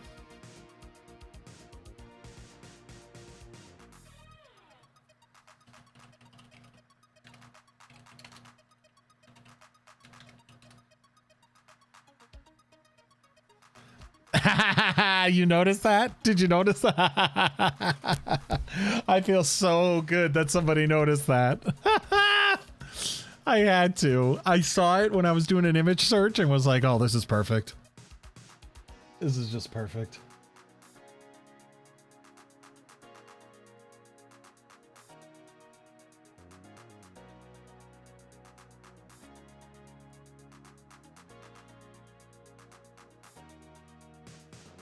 Hang on a second. I think something is about to pop up on my computer.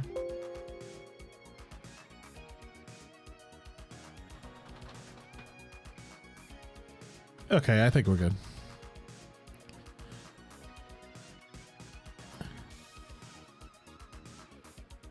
Wait.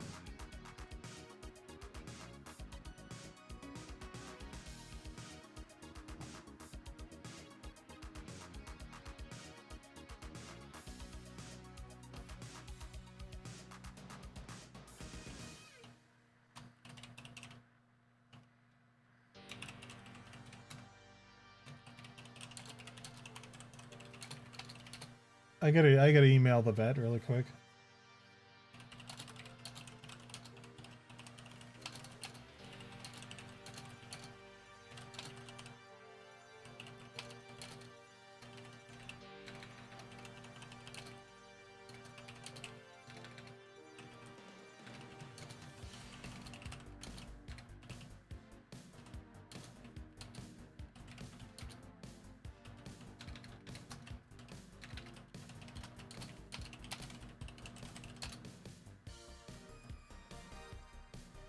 Now you think Jar Jar's a little too high. Oh, okay. Interesting. Discuss. Why should he be down at sea now?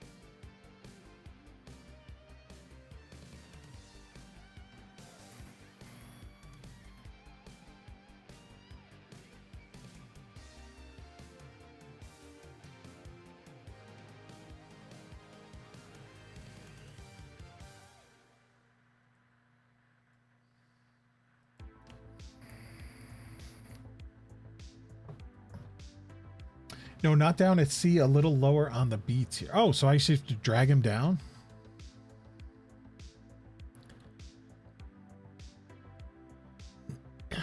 Oh, is that how we gotta do it then? Is that how we need to do this?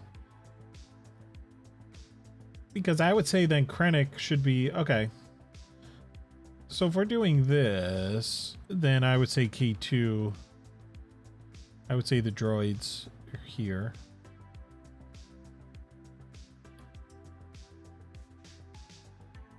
We go Ahsoka.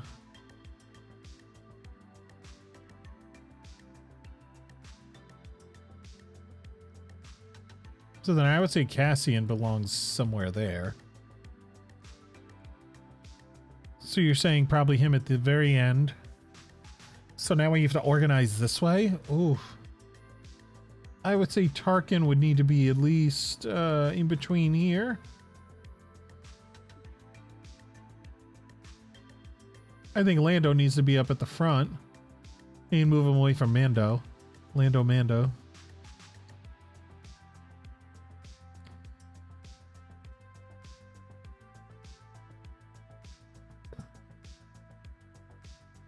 I think we would move Boba and Mando ahead of these two. Which maybe we would put Moff Gideon there. Which would probably put Bo-Katan ahead of him. Grievous still belongs there. Grievous could even go down one, maybe. I almost want to split these two up and put Chirrut in the middle there.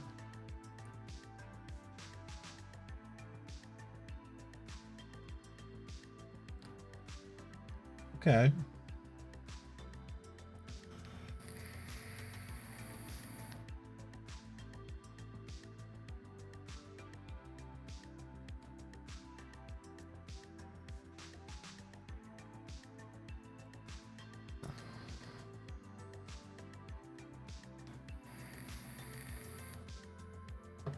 All right, now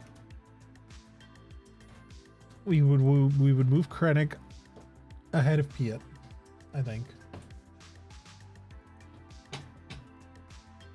Hey, Bubba. My boy, my little boy. So then Babu would probably go after...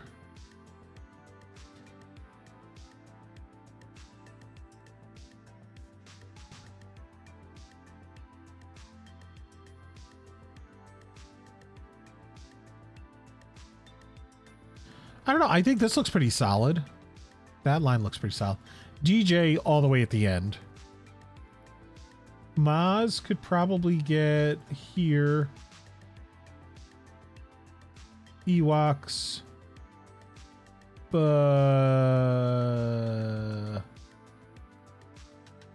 Ahead of Greedo. Zeb could probably go behind Greedo.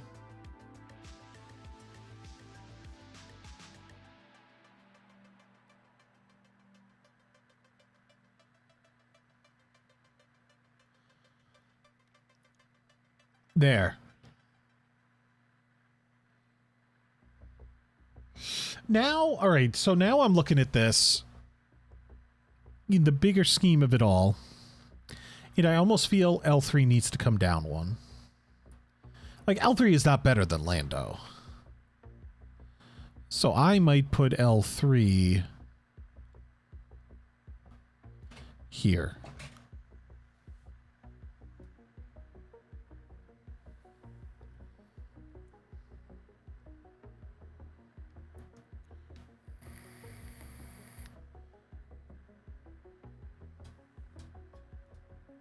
There we go.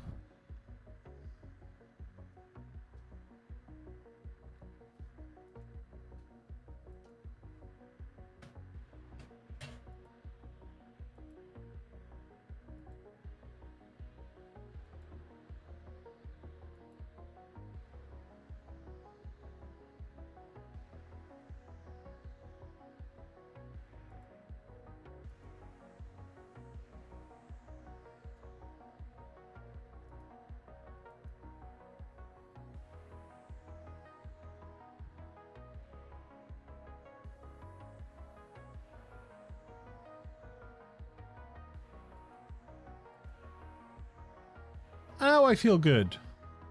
Now I feel good.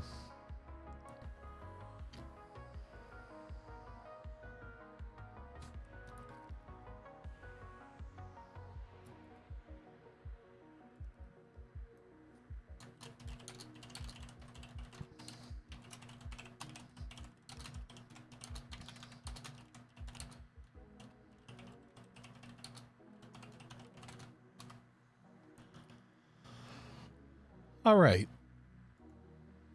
All right. I feel pretty good about this. But now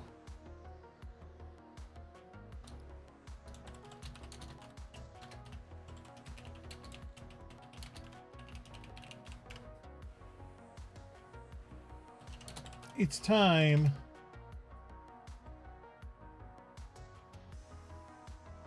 to switch on over to some No Man's Sky.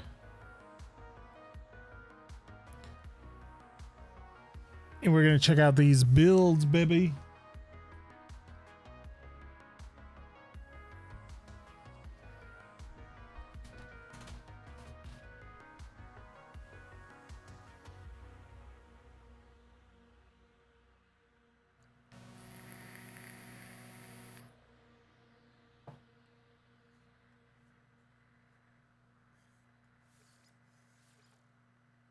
Oh, I completely forgot too. I have to get in first? Ah, no, it's okay.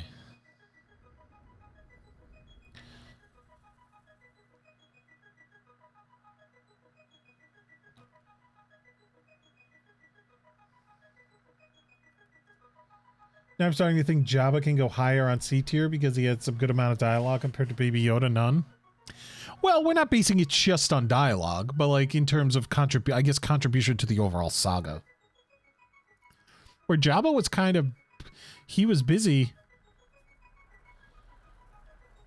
What I also need to do really quick... Actually, I'm just going to get in my ship.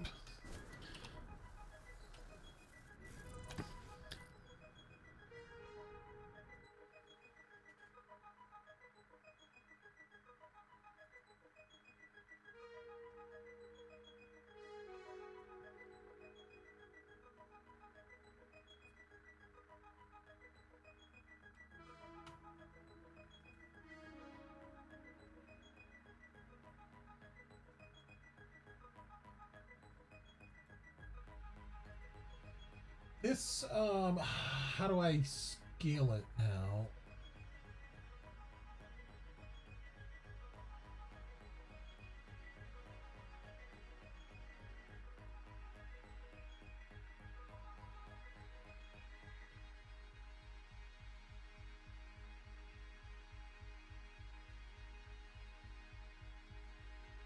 There we go.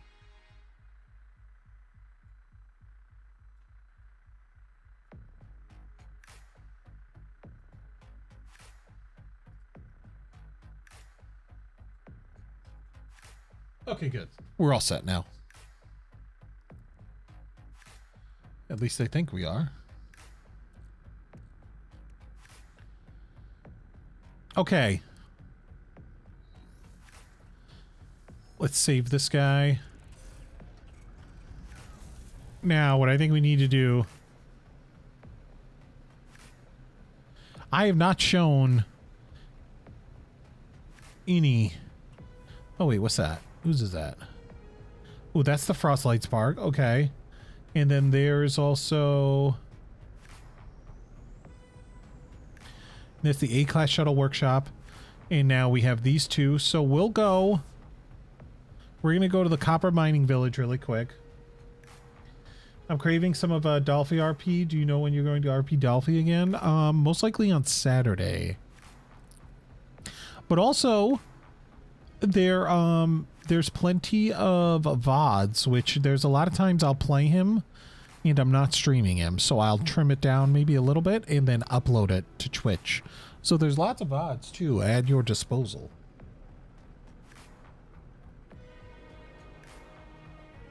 Let's not destroy anything as we try to land.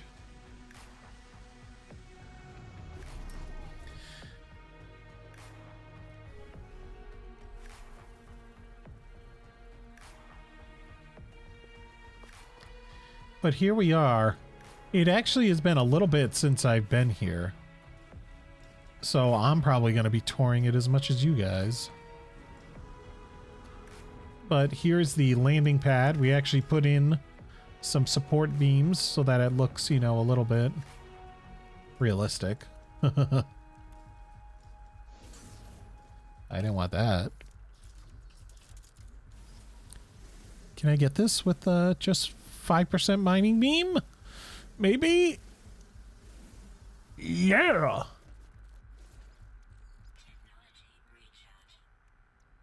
Oh, we should probably fill both of these up.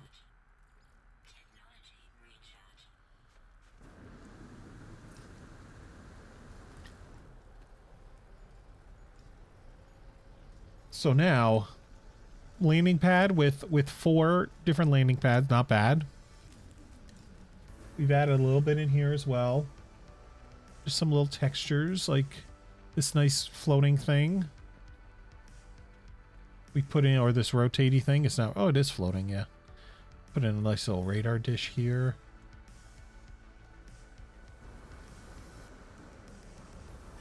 I do like putting at least some like props around. Like we have a little antenna here.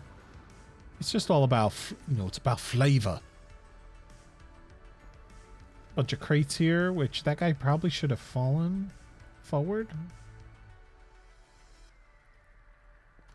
That's okay. Oh, we have a trader here. Can I help you?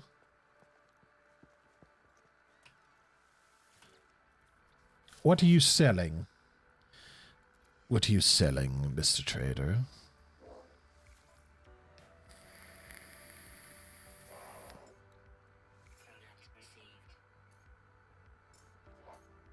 That's all you're selling. Okay. Oh, that's another little tower thing.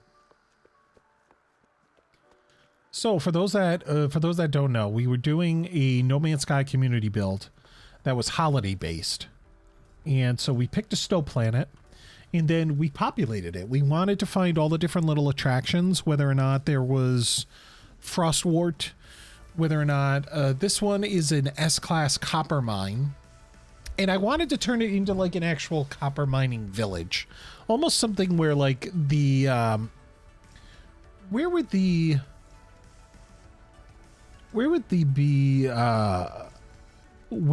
elves be if they weren't working for Santa all year round? Would he send them off to the copper mines to get more copper? That kind of thing.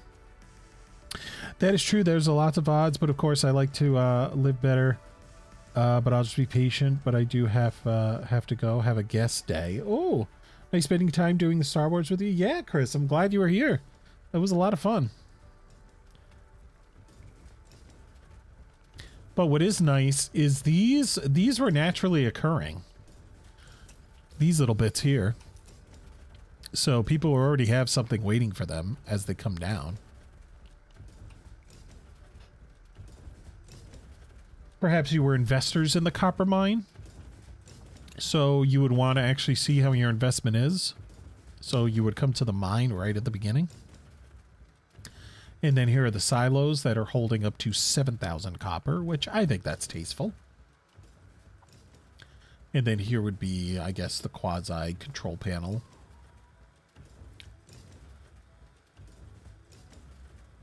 To say we are at max output, sir. We must deposit. We must drop these. Drop all. Remove all the copper in these things.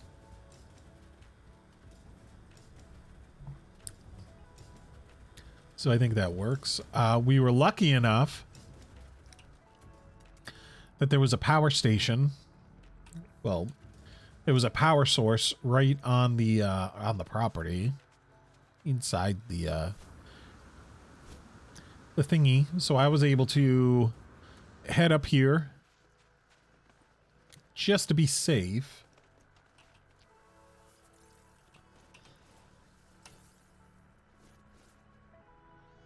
Actually, I think it was C class. Let's look. Oh no, it's B. But I was going to be exporting a lot of power, or I was going to be generating a lot of power. So just to be safe, I did put 2 of these guys down. This is the better one, but honestly, right next to it, it's good. It's tasteful. And so what I ended up doing was, instead of just putting batteries on like a little platform, I ended up going ahead and I boxed them in, and then we just ran cables, power cables. But I kind of love it where like it has its own little exhaust port here. And then you look here on most of these, I put like little posters and things that almost hint at like whoever works here, they're trapped and they dream of like getting off world. I don't know why. I'm just a nerd. Oh, this one doesn't have one. That's okay. But these are just battery. We're going to call them like battery boxes or something, you know?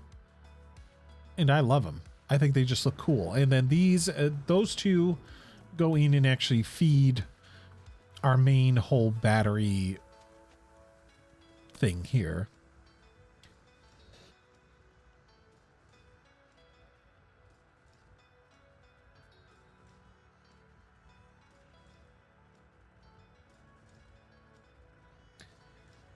And so we're able to generate, these are able to hold so much power, which mostly these power the main mine here.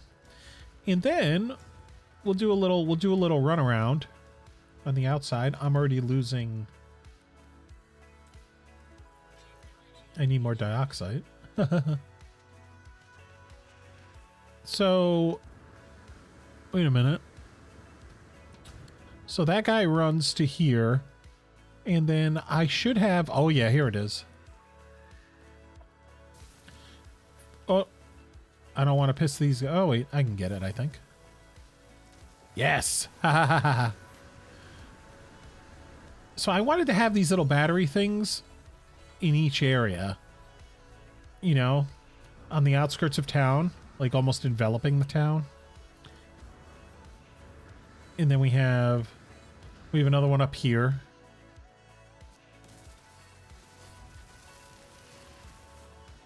Sorry, I'm a sucker for condensed carbon.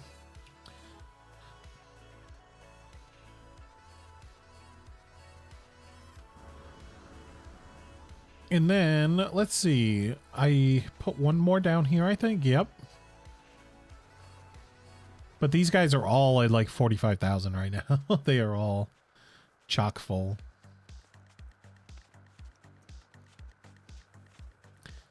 There's a water tower. Oh, good. That actually felt like working this time. That stayed. At some point, it almost looked like something disappeared, and it kind of freaked me out a bit. But yeah, we have all these power boxes, which I kind of love.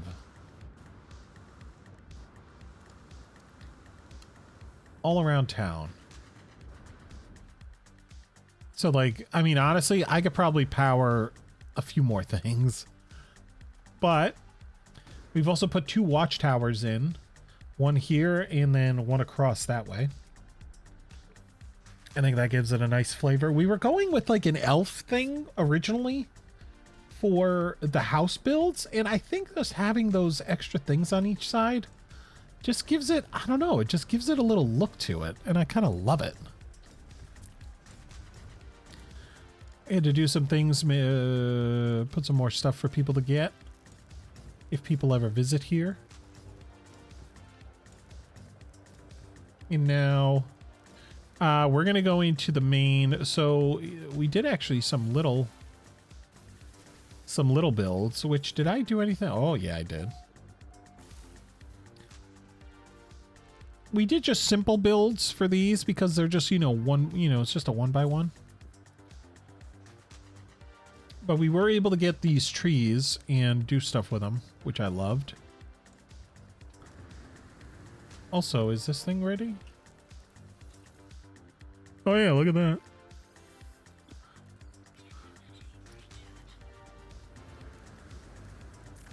So we're going to go into the main business, area. Which, if you're thinking about it, if you're working a mine or something, this would be where the person comes down and addresses everybody. Listen, you've been doing great. Or, listen, you've been doing horrible. We're going to take money out of your wages.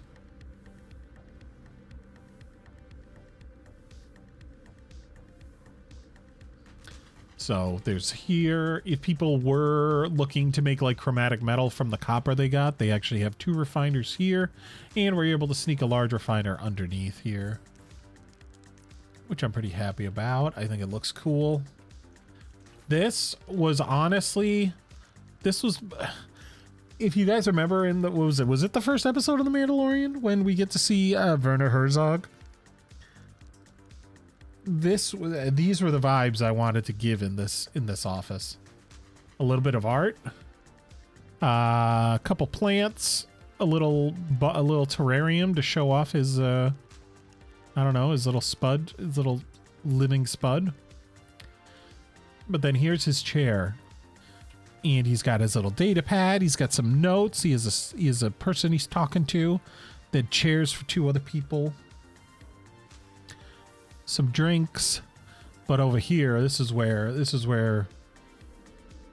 there's some stuff going on. Where this is his little prize room. This is where the secrets are kept. But also, if people come in here, just any wanderer throughout the galaxy, they'll be rewarded with some things. And that's what I like about it. It's like you can't just, go into one room in a building. You got to go into all of them, and maybe you'll find something. So I thought these were kind of cool. I thought having these little bits would just add, you know, flavor and depth. It would get people thinking, hopefully. This was more of like a... I designed it like a movie set, you know, like a set piece compared to just a manufacturing facility. And I think, you know, something for like role play. And so that was the goal. And I think it's looking kind of cool.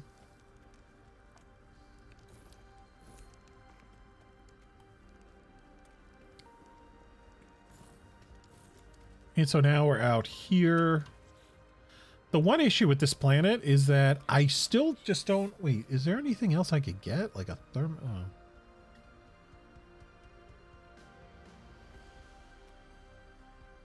Is there anything else I can build? What is that? It's heat resistance.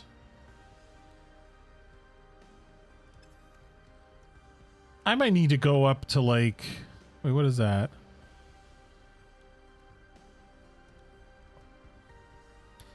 That's only cold. Like, I almost have to go and get another one or something.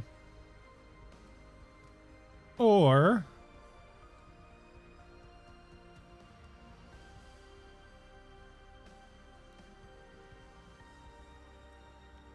Wait a minute. Wait a minute.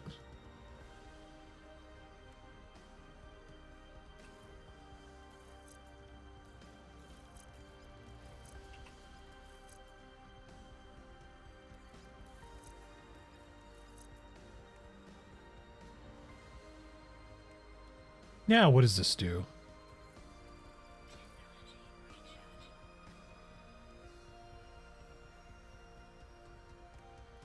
I don't think it did much. I don't think it did much.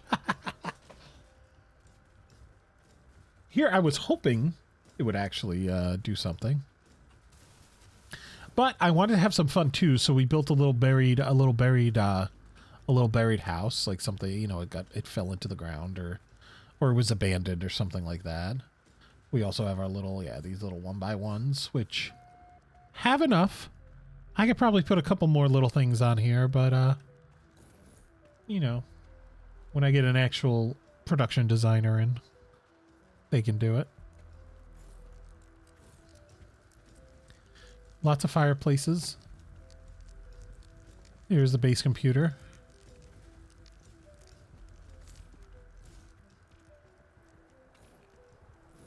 Some posters. Some nice little statues.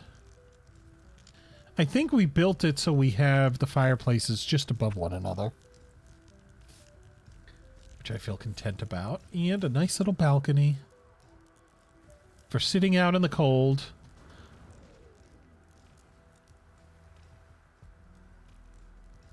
Why are we boogieing? Did you see that? We were boogieing for a hot minute. Look out, creature.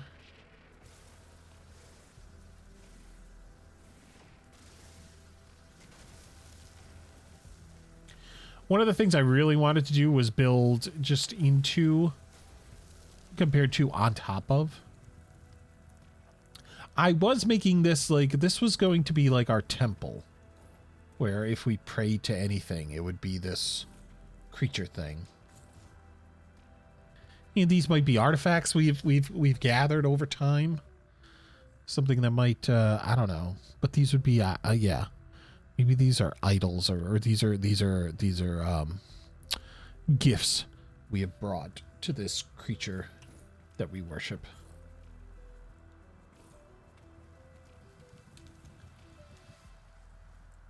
Oh, this guy's just hovering? Although you get close enough, I don't think it is. I don't think it is. Look like it from far away. It probably is. But then, yeah, we were able to put in some trees and then some smaller bushes just to give it a little bit more flavor, as Gordon would say. Here, oh, we'll show that in a minute. This would have been some guy that's a bit more, you know, let's say weller off than most of the miners. He actually gets a 3x2. And so he hosts his parties here. He has lots of his papers and things to talk about. His second bar as well. Just for him. Oh, that's what he was. He has been stricken with some kind of illness. And he needs a little bit extra to help him. Which is why, yeah, in this room, this is a little bit extra technology. But who knows? Maybe he gets money from people by having them come in and drink here. And he gets their sympathies. Then he goes, by the way, you guys, I'm not feeling all that good. If you feel like helping me.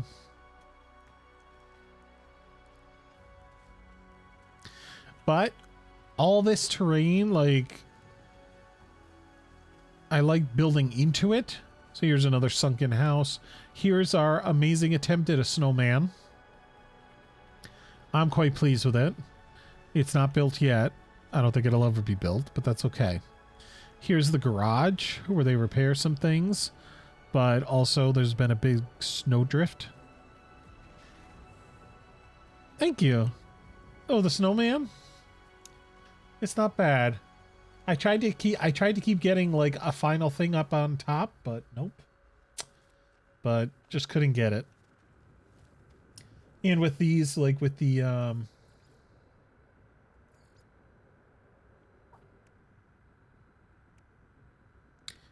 where is it?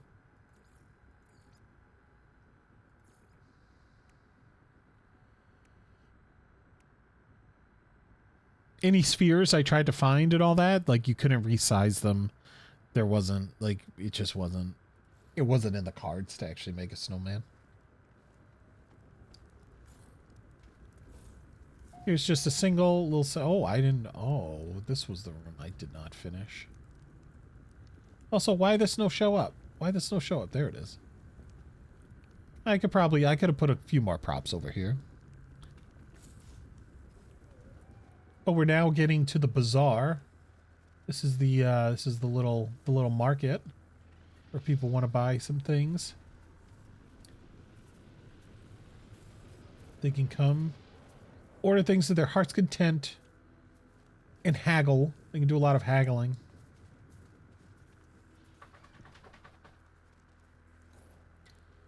Here's somebody else's home.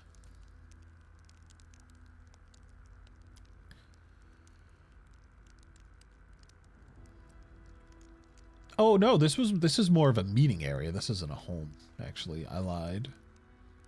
This could be where they're doing smuggling and stuff. Do you have portal coordinates for your world? Yeah, Alpha, if you go in the into the Discord under No Man's Sky Winter Wonder World, there should be a pinned channel there. No, there should be a pinned post that has the coordinates.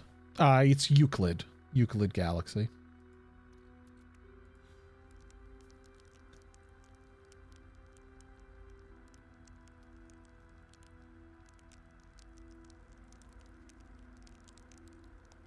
Yeah. There's still a few places that are marked that nobody's done anything with. Like there's a couple crash freighters. There's a radon mine. Like I know there are 255 other galaxies, but I've never left the first. Oh my god, I did not realize that. I didn't know there are 255 galaxies. Somebody's little smuggled whatever those things are. I can't remember what they're called. This is a nicer house. Maybe that's why it gets its own. It has its own power source behind it. But here I started getting funky with the designs. I wanted to have some fun. I wanted to see what we could do and make it look neat. So.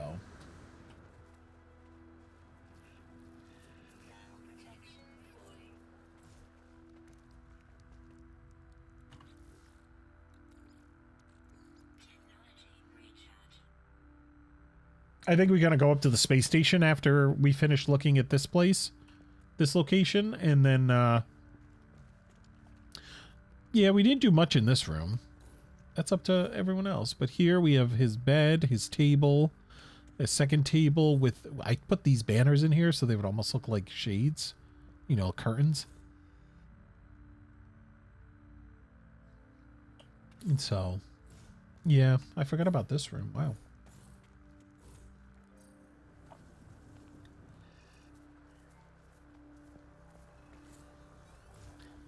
This is, oh, what are you doing in here?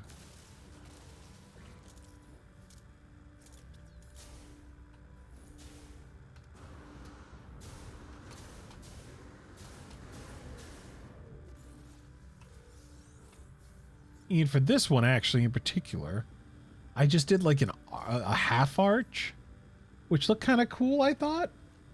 This almost feels like this is where, like, people have brought technology and they're trying to, I don't know, just keep it hidden or something. Like, this is, you know... Hello, don't mind me. And then here are the, this is a little duplex. This is a little baby duplex. I mean, it has the basics. I didn't want to litter too much on the walls and stuff because I almost feel like the, whoever was in charge of the facility would be like, listen, you're here to work. You're not here to dream. Oh, how fascinating. So when I was here last time, it did not show up. So I made another one, but now look, this one's fine. This one's here. This one looks great. And now we go into the cantina.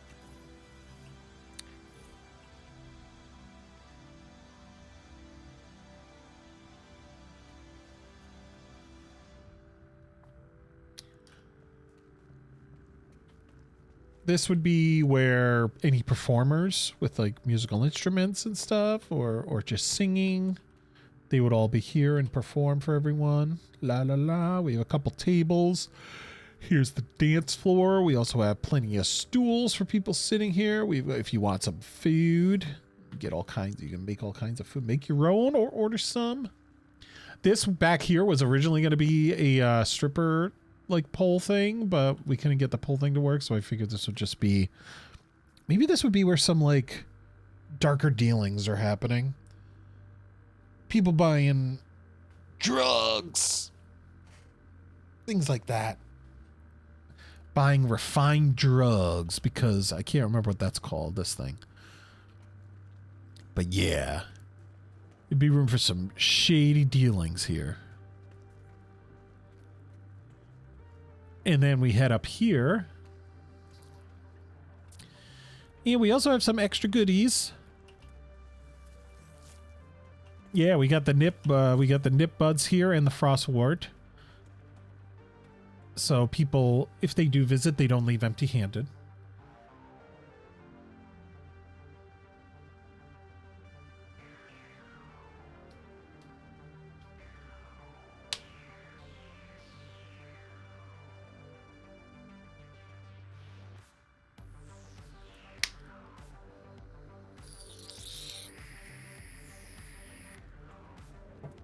So we have all this. There is a trade terminal. So there's practically like there is everything somebody would need is here. And now we head up here to this amazing, ginormous statue.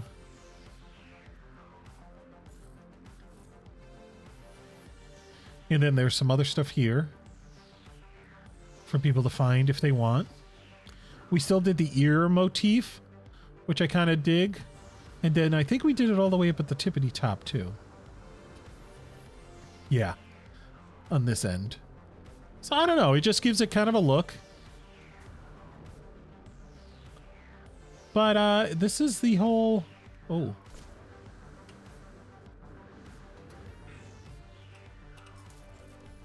I'm here for the condensed carbon. Andy always needs the condensed carbon. So, but yeah, that's what it looks like.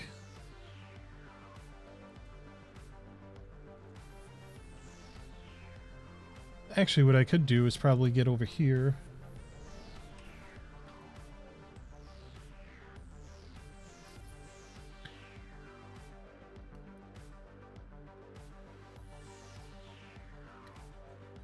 Oh, what did I put up top? Oh, wait, change height? Does that bring me up? Yeah, there we go. But I wanted it to look like a proper village that was built into the terrain. Not that, you know, we dug and put all kinds of things. But I think, I don't know, I think it got the point across of what I was trying to make. This is like their main street. You know?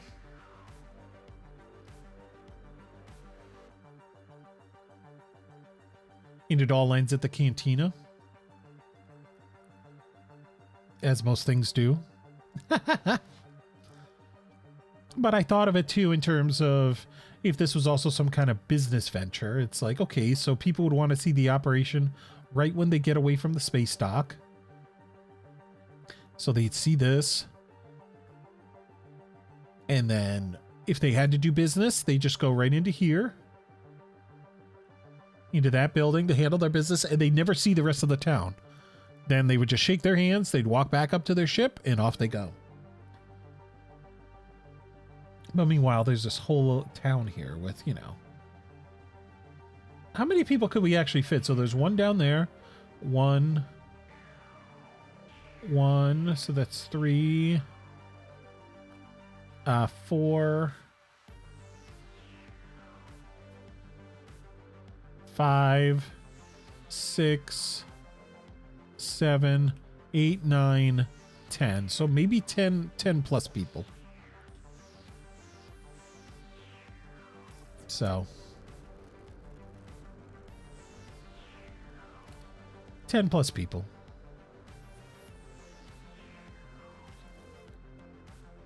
How many people do you need to run a mine, honestly?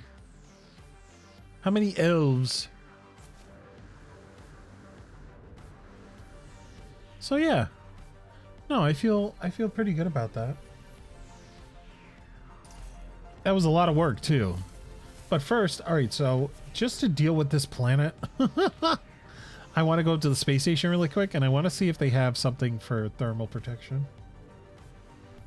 Protection against the cold.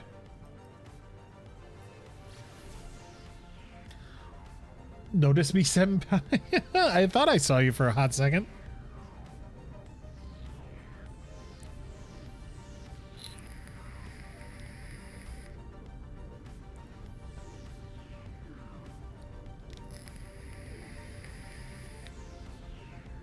A citizen dispute has risen. Oh no.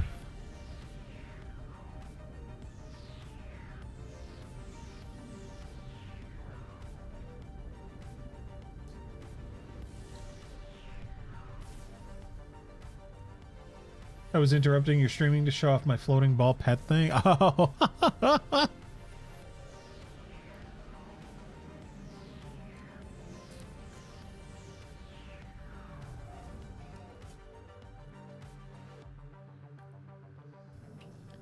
Now, is it going to be with the backpack guy?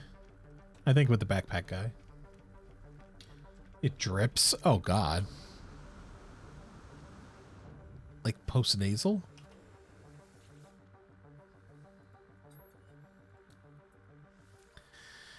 Okay. That's toxic protection. I don't want that. I want the snow stuff. Does this show snow? Oh, that's a thermal protect, but that's a B class. Ugh. I don't know. I could get it for now and see if it helps.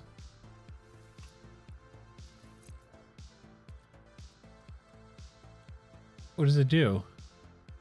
It's a significant upgrade.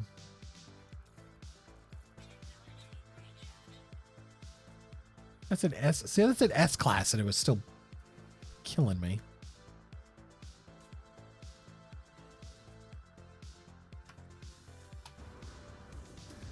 Yeah, we'll see if it helps. Okay, so the next stop we're going is the Frost Lights.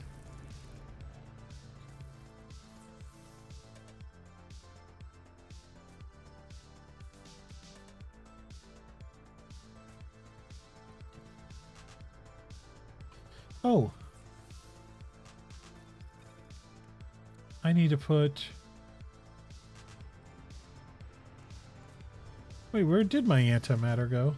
Oh, it's all in here. It's in the ship already.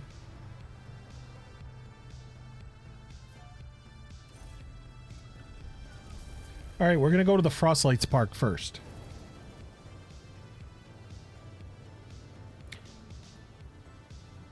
Ooh, is that it down there? Nope, that's the A-class shuttle workshop. Okay, so we're just going to get close and then figure out where it is.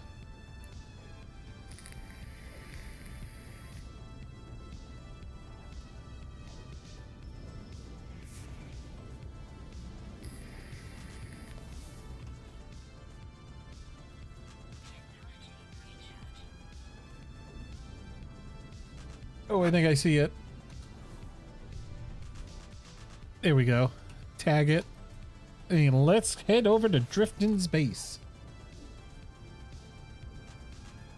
I'm excited to see what it looks like. I thought I marked it.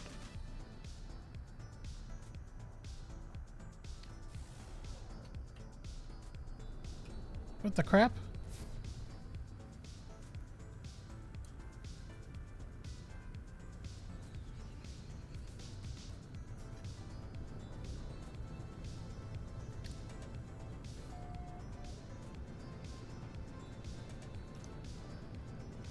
You're going to take the landing pad, aren't you?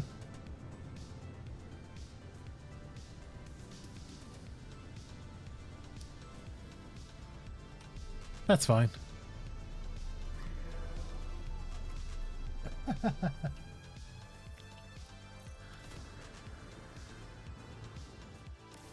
Always need dihydrogen.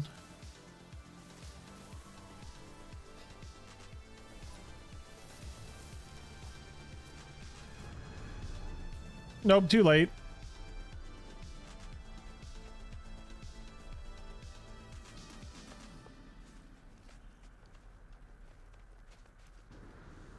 Now, I want to see... So, he built it and then built it down below? I'm interested how this... They might... I wonder if Drifton has a mod installed. So that you could put it on it and then slowly taper it down. You know, like push it down so it's masked. But I love it. I mean, just look, it looks super cool. But here we are. Look, we've got some statues right at the beginning. I like it with an illuminated pot. Oh, and it's already the star. Look at that. We've got frost crystals already. Oh, how did... Those don't work on stairs. Do those attach to stairs like that naturally in the game? Oh, and you added some of these guys. I think we have those, although I can't look in my inventory to see.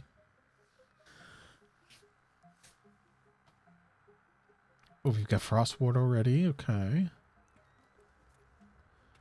I wish we could change this time of day so we could see what it looks like at night. Oh, there's your dripping bubble.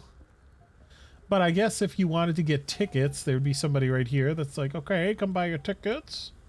Come buy your tickets, please. Here, have a little, you get a special drink. You get a nice special drink. Oh, and then, oh, there are arrows. We have arrows. So where does this take us? Okay. Can you do it in photo mode? I probably could. I still want to walk it first. So like, here's a little spot. Okay, with a nice fire. Here are some things for people to pick up. Very nice, with a lantern. Oh, there's another arrow that goes here.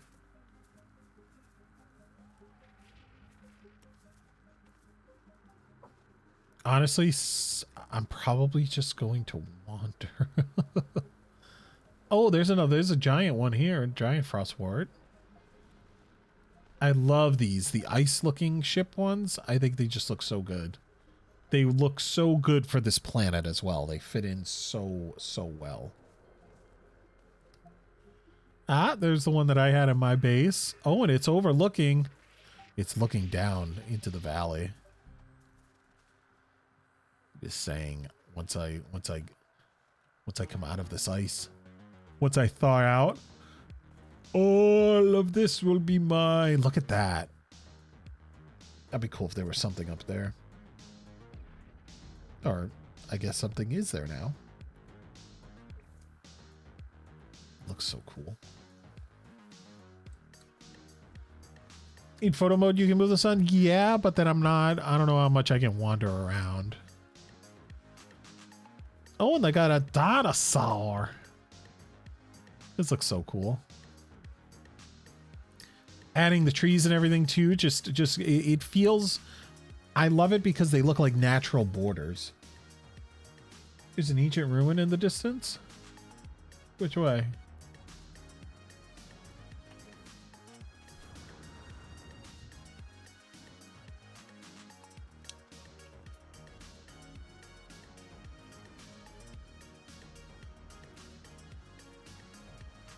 Oh yeah, look at that. That's pretty cool.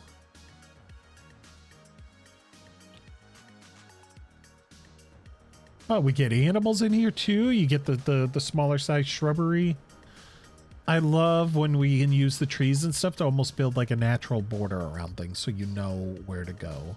Oh, so this is telling us this way. Oh, and this brings us back. Yeah, this brings us back over to where we were. This is super cool. This is a super cool spot.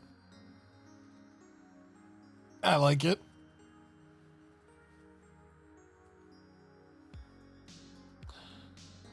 This was just a... I think I had found just a big collection of frostwort somewhere else and just said, oh, that would be cool if we did like just how it would look at night with these little parts illuminated. Like, honestly, we're going to wait here until nighttime.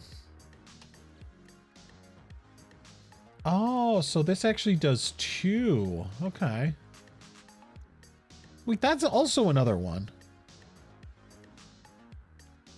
So eventually, so I could probably find two S's and just remove these two. That's what we'll do. That is what we shall do at some point.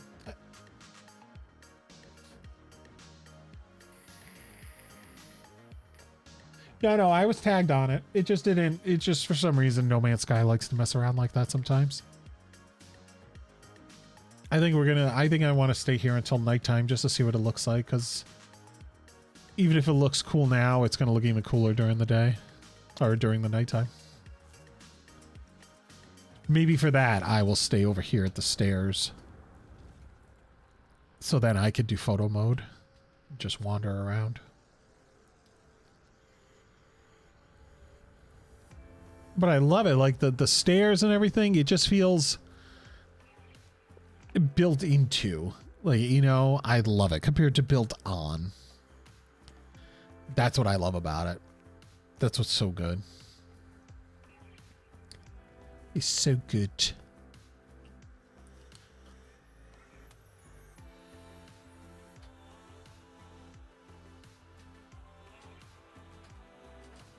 I see, yeah. Maybe.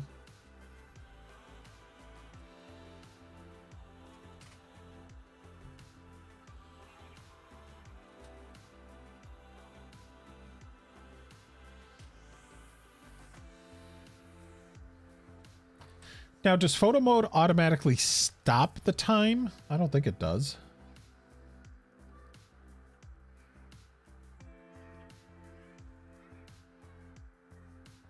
Oh, look at that. Oh! I didn't even see these things over here. Oh, there's a whole little private spot over here. For people that just want to sit and relax. Here's all the back end. Yeah.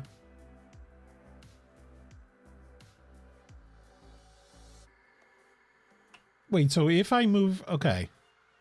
So if I turn, oh, and I can still, oh, okay. Uh-oh. Where's his power, though?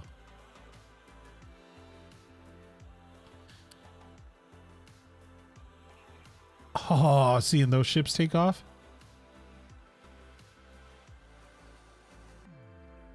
That looks pretty badass. That looks pretty badass. I love how the frost ward is lit. And so it just, you know, and then all the other little lights accentuate everything. These lanterns, super tasteful, super awesome. Very mindful, very demure. Okay, I'm no more. No more. I don't say no more. No more.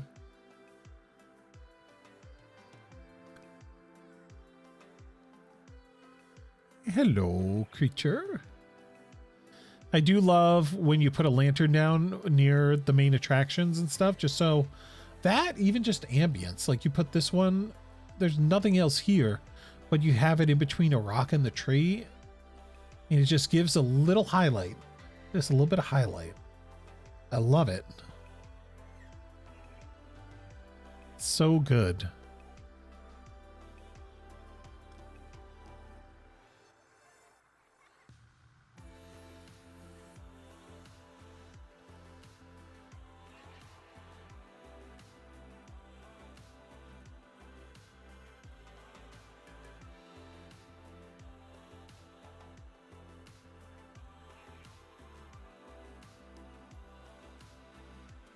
This stuff looks awesome. This looks so good.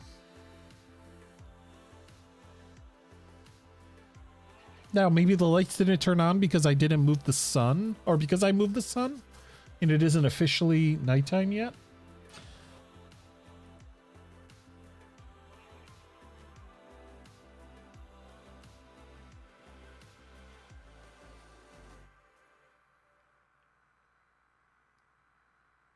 Man, that looks neat. That looks really neat.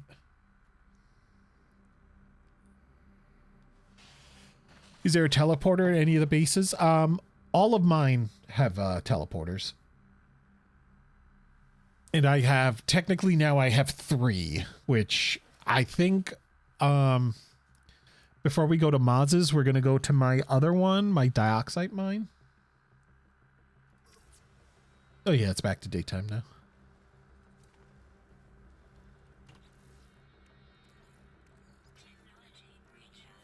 How is this S, but it's still doing such a terrible job? And it's in the supercharged thing. But, oh man, this looks so cool. This looks so freaking cool.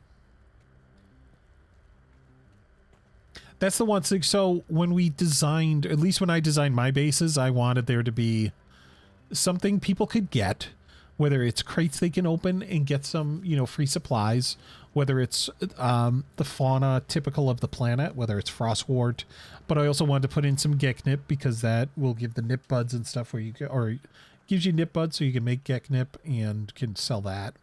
But also I always wanted there to be a teleporter as well as a galactic trade terminal in case people needed to sell stuff. Okay. So what I think we're going to do, it's unfinished, but I think we're going to go to the dioxide mine first. And then we're going to go to Maz's, and then we'll end at the oh, here's that here's the thingy. The ancient ruin. So I need to find,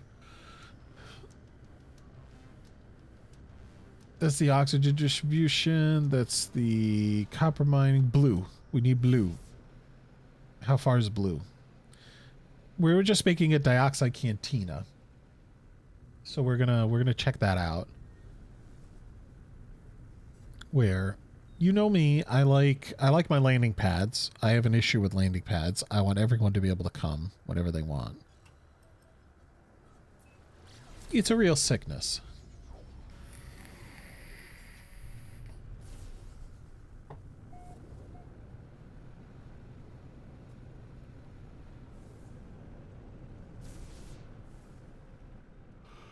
So I also tried a couple of different builds, a couple different build approaches where, for one, For the village, they were all separate buildings, all outside. For the oxygen tower, it is all isolated. It's all inside, but tall. And now this one, I wanted to do it all inside, but wide. And kept to the ground.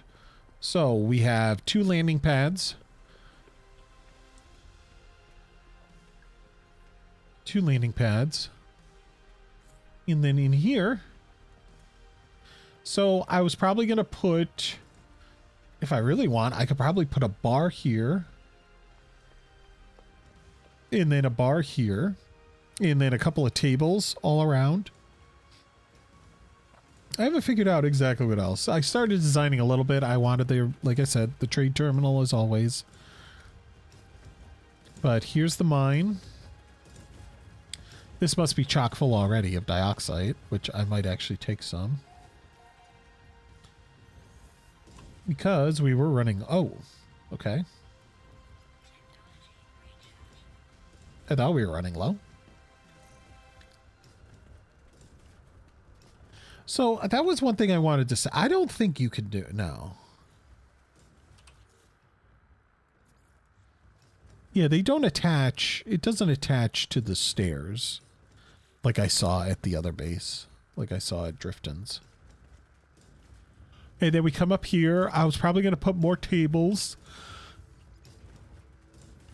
I was going to put tables and chairs, probably a set of tables and chairs here.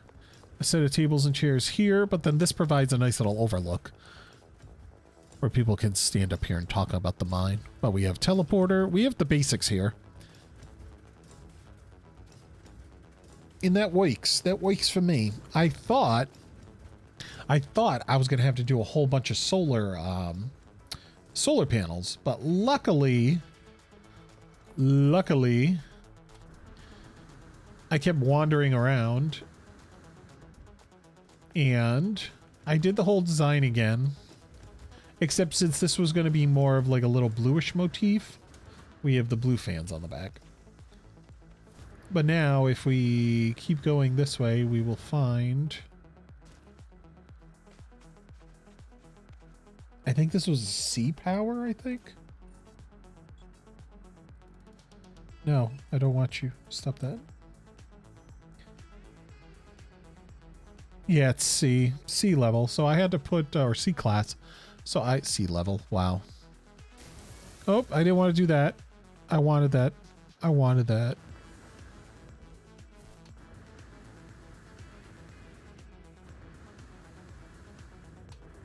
Come on, can we make it over these rocks? Yes. I still kind of love these guys just being out here like this. It just looks neat. That's just me. What do I know? Oh.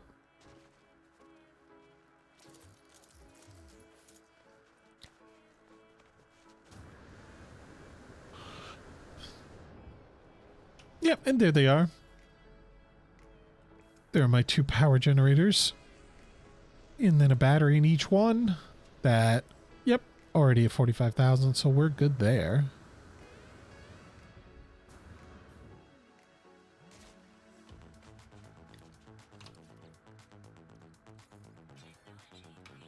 But I thought this would be a fun, like, I wanted to try a couple different build styles to see what I could come up with.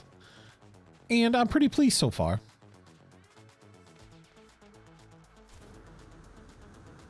I kind of breezed over this one because it's not fancy by any means. And also, usually, if I've been building batteries all the way, you know, a little battery, or power stations along the way, I always freak out at the end, and I will put a big one and fit like 6 batteries in here. Just in case. Just to be safe. But I kind of love that I was able to put just the windows on this side. And then you block off the back, you know, where it's like, well, that's where all the mechanics, you know, the mechanical stuff is happening. Kind of love that. I love that feel. I think it works.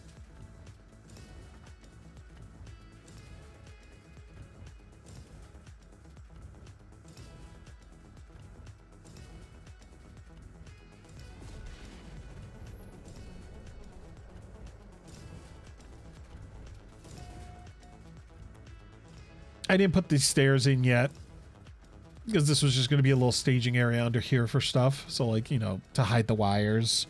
One battery here so I could pull any, like the, what is it? The teleporter and a few other things. Any lights and stuff that I'll eventually put in.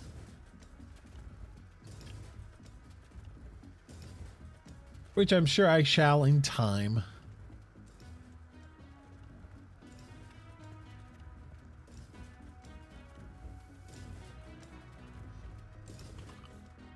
But yeah, this one is a lot more simple than the other one. But I'm sure I'll put a whole bunch of stuff on it soon. So.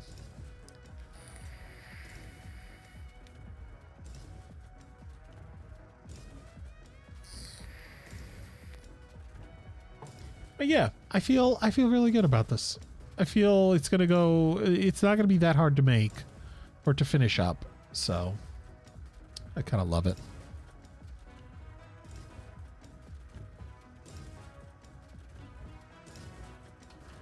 What did I put here? 4? Yeah.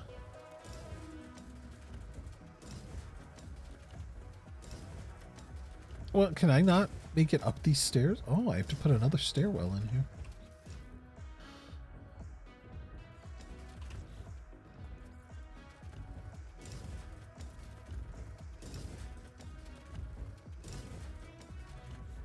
There we go. Now we may rise. So yeah, I haven't gotten too detailed into this yet, but I will.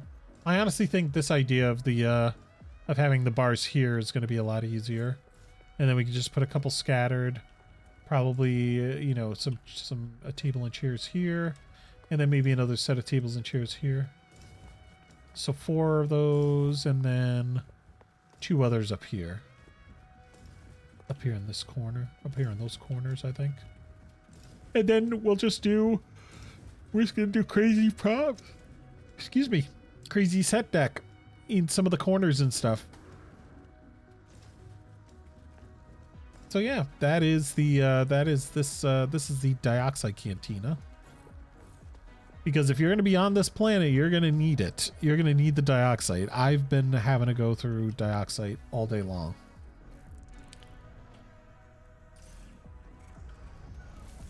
All right. Now the next spot. Is that it? I think it is.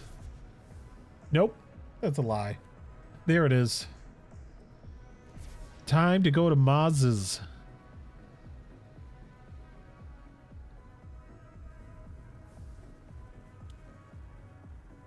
I'm excited for this one. I'm really excited. Winter Wonder World, baby. Here we go.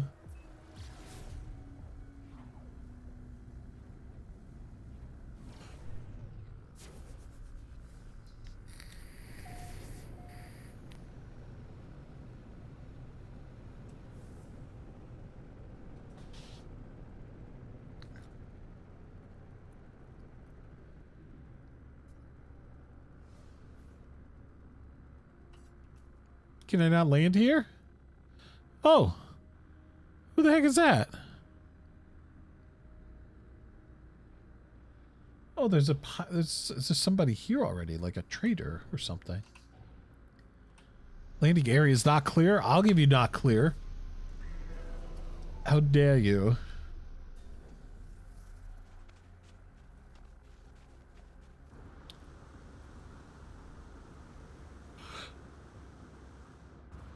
Okay. I like it. I like it. Nice little landing area. Ooh. I love that. I love being able to go through that. Yes. Nice. Oh my God. Oh my God. Look at this. Look at this. It's a Christmas tree with prezzies underneath. Look at. Oh my God. This is so genius. This is so heckin' genius. Putting little light boxes in a huge tree like that. Oh my God, that looks so awesome.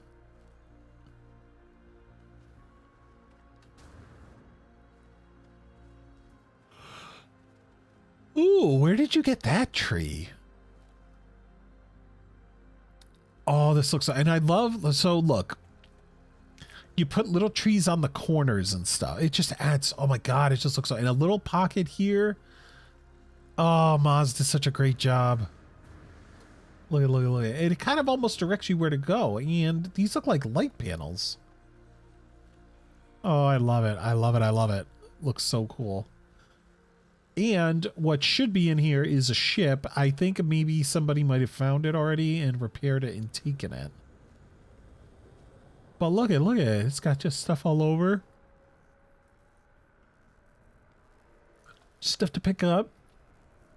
Lighted flags, but you can actually get in here and repair it. And once you're ready to take off, you just take off. It'll take you right out the top.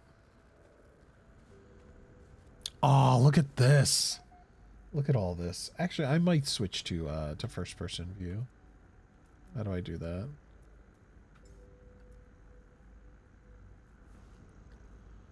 There we go. Oh, it looks so neatly organized. Hello, keep the light on, please. Look at that, plenty of room to get out of the ship. Or get out with the ship. Insufficient power, oh no.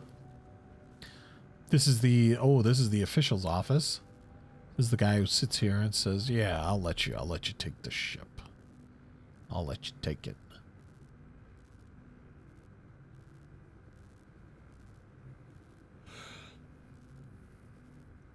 Oh, so cool. I love the red and green. That works really good on these, on the metal textures, yeah. Oh, that's what I want to do. Let's do this. We gonna give you some oxygen.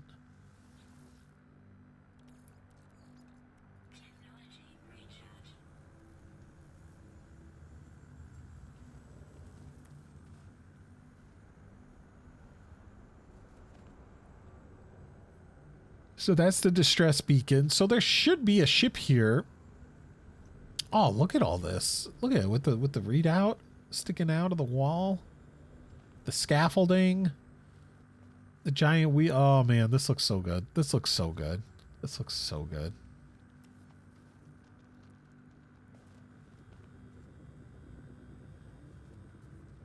And if you, these are powered doors, I believe. Yep.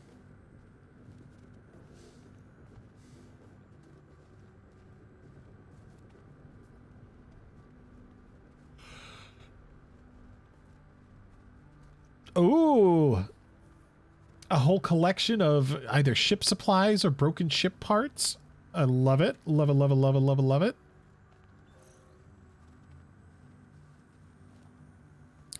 Oh, what is this back here? I gotta see what that's about. What is that?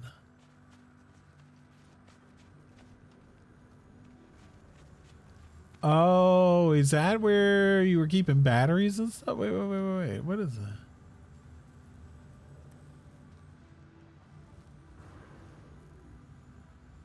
What is going on with that secret room back there?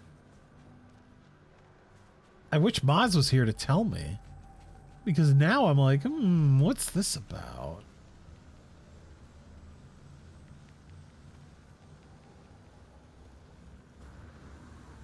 This is the mystery now, isn't it?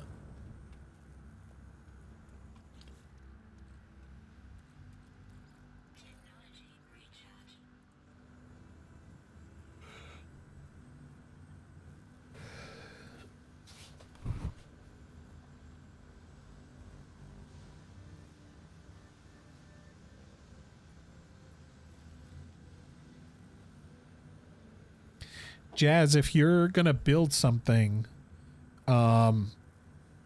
we did find a couple other spots. They're all all the different bases. Like if there's something that hasn't been built, but there's a base computer there and you want to build something, I could easily do it. So.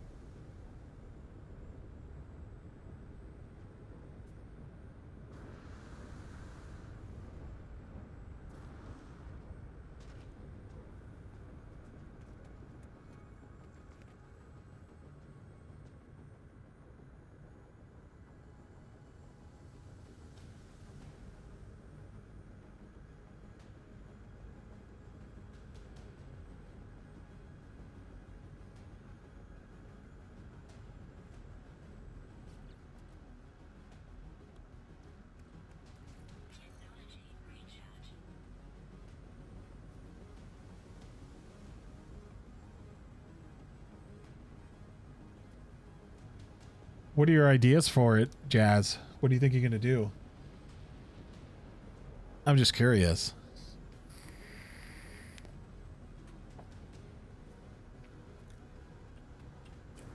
You're going to call it like the peak or something? Or... Yeah, where did Moss find this kind of tree? Because it looks so cool. Was it another Quicksilver thing? Which I need to do more of, actually. I need to do a couple more Quicksilver missions. Small outpost, views afar. Very nice. Very, very nice.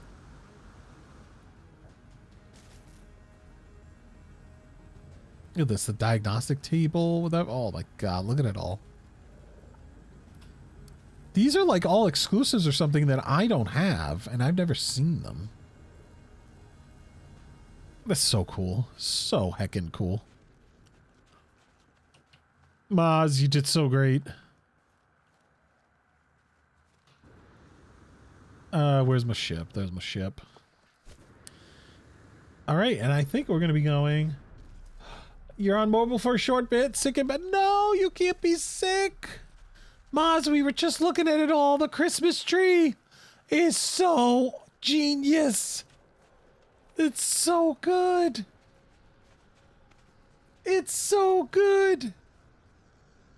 We were just looking at it all. Now, what I need to know is, look at this. You have batteries here, but if you look through this window, there's an extension of the building, and I want to know what secrets. Is it just holding more batteries?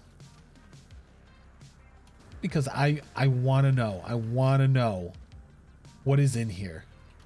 What is it? What is it? What is it? What is it? What is it? What is it? What is it? What is it? What is it? What is it? It's just the wire invisibility thing. Yeah, the ship disappeared. The ship wasn't here. But that's okay. This still looks awesome anyway.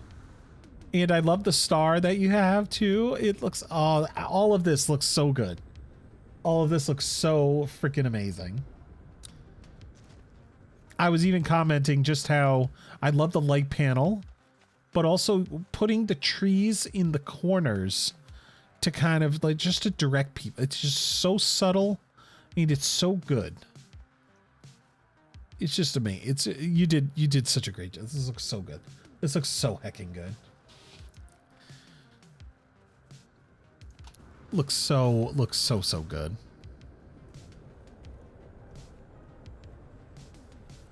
So I was selling, maybe we'll jump back and I'll show you the dioxide mine that I made. So I was trying a couple different things where for the mining village, I wanted all the buildings to be separate, but you know, not connected, but right next to each other. And I wanted to build like a town kind of feel. Then I built the oxygen tower, which we haven't seen yet on stream, which is vertical. I wanted to see how far did I want to go vertical with something. And then last night, because I'm troubled, I decided to convert. I wanted to do I did one of the dioxide mines. In this one, I wanted to do all self, you know, it's isolated inside itself, but it's horizontal compared to the verticality of the oxygen tower. So I think we'll take a quick trip over there so I can trade. But God, this looks so good. I haven't designed anything like a lot of it yet, but it was just going to be the dioxide cantina, where it's just going to be a cantina with some stuff. Actually, did we look at this at night? I don't think we did.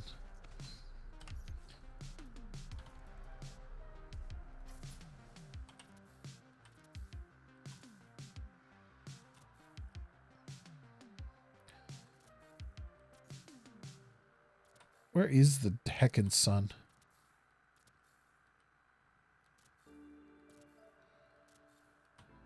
Hello? Why sun no move? Oh, that's why.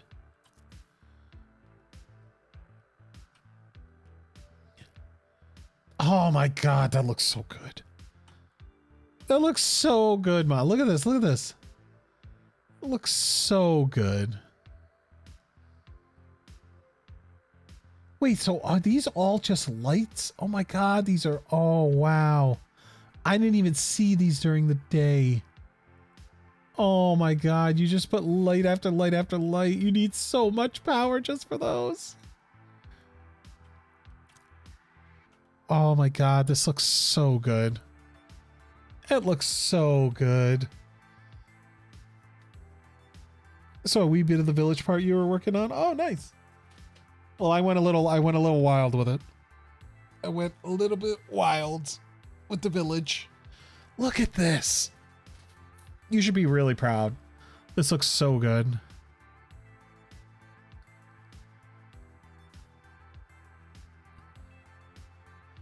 Even these little parts in the back, the wrecked ship pieces, I love those. I love the approach you did. Like, look at this with the almost like they built this first and then they needed like the guy who runs it. He's like, you know what? I need an office. And they built this extension. Like how both of these parts go down and then back up. Like it feels like it was built, you know, second time around or something. I love it. It's just so good. So heckin' good. Looks so damn good. The Christmas tree was a pain in my booty, and I gotta say, the blocks didn't want to place right. Yeah, I could imagine. But it looks so, oh my God, that looks so awesome.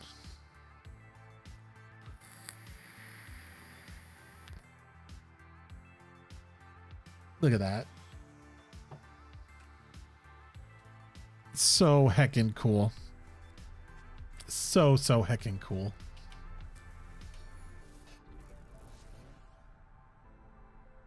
Okay. Up into the air we go, and we're going to go to the dioxide cantina.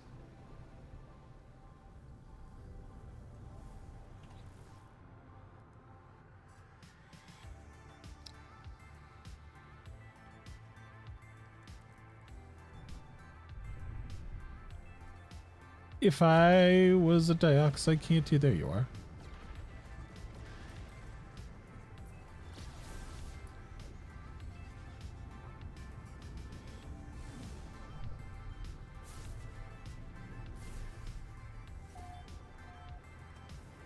Yeah, the Christmas, it looks like it was a pain in the booty, but boy did it pay off. Looks so good.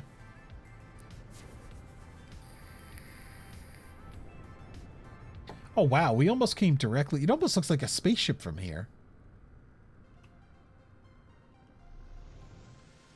So I know when I use stone, it gets very plain. So I tried some things just to see what stuff would look like.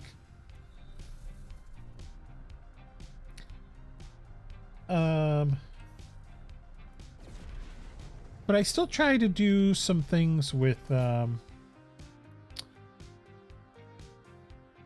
scale. So like there's a part of the roof that isn't as tall as the others. I don't know if I like these windows here. I don't know if I think I don't know. But I figured I would have a little bit of fun this way.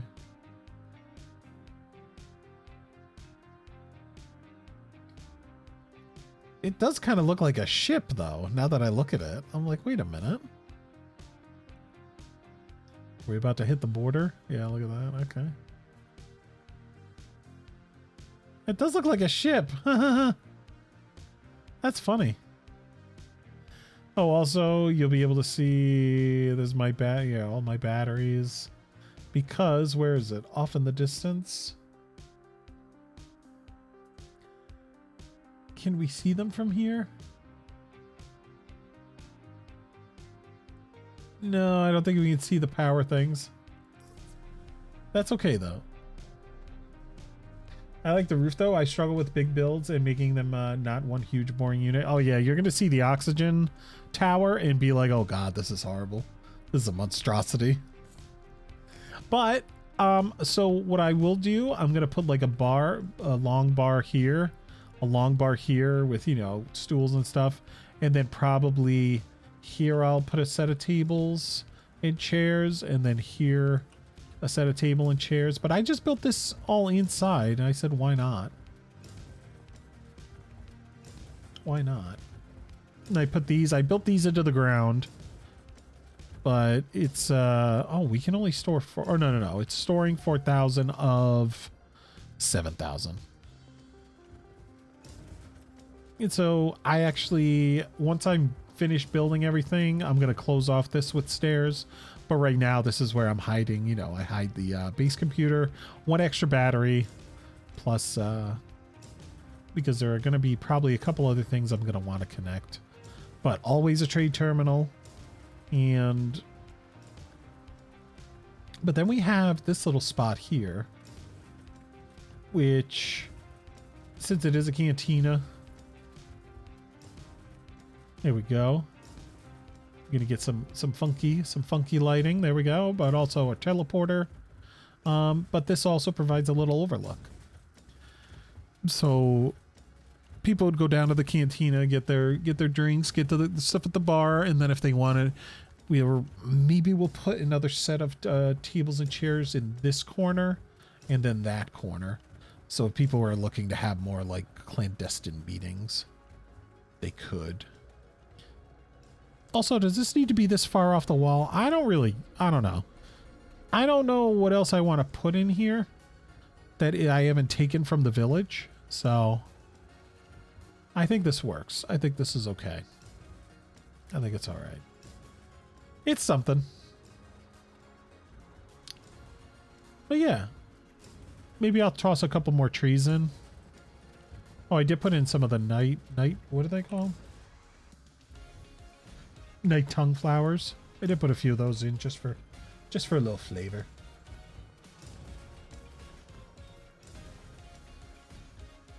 But yeah. This was something simple. This was quick. I just said, oh, all right. We could have two landing ports. If I wanted, I could have probably built another one going out this way, but meh.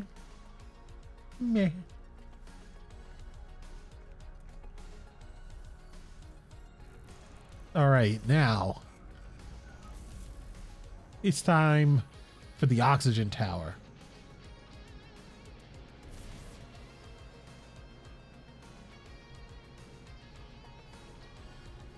If you have a chance, Moz, when you're feeling better, if you go check out the Frostlights Park, it turned out so good.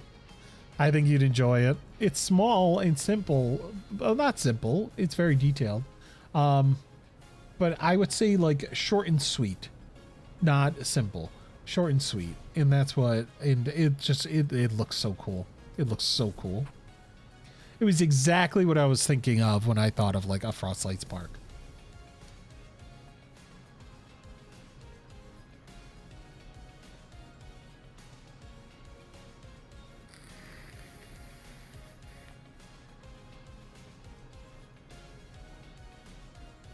Yeah, it looks so good. Looks so good.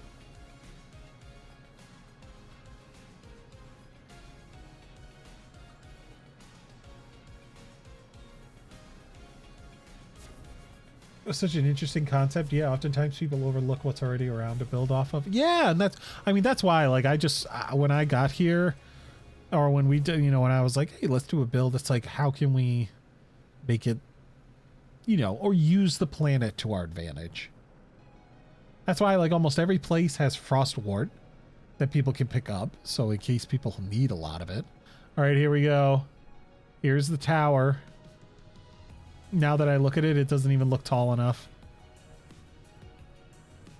But we could do a quick little flyby. So we have 4 landing pads.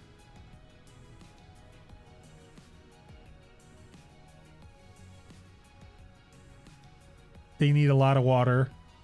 Why? Because I guess people get thirsty here, I think it was a 7x5 or something.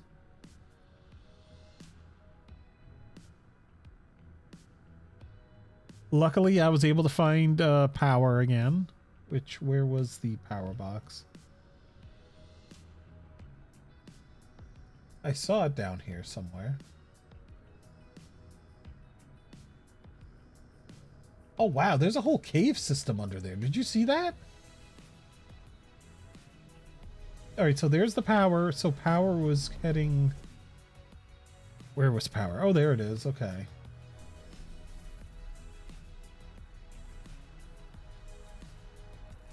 Power there, and it goes off into the distance or something. Do we want to look at this cave really quick? When we were doing a flyby, we were able to see... Oh, look at this. Ooh. I'll get some of that. I'll get some of that.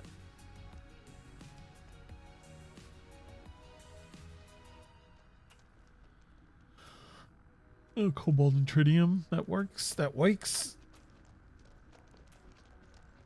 This would be somewhere to build next, but without changing anything. The second you change stuff, it's gonna all disappear. Now, luckily, given how high these are, I didn't want people to be like, oh no, I can't get back up if they jump out. So we did put a little door down here. And so this brings us in. We are extracting oxygen at an alarming rate, at a great rate. But also, I was so proud of myself. I was able to get this to go straight up. And it worked out.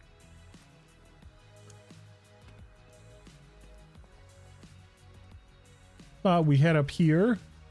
And here's the main harvesting area where you can get almost 10,000 oxygen if you swing by. Here's the monitoring station that says, yes, we have oxygen. Here's more batteries.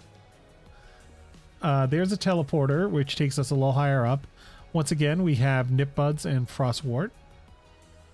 In case people only stop here, they can get that. I could probably put a couple more props around here too.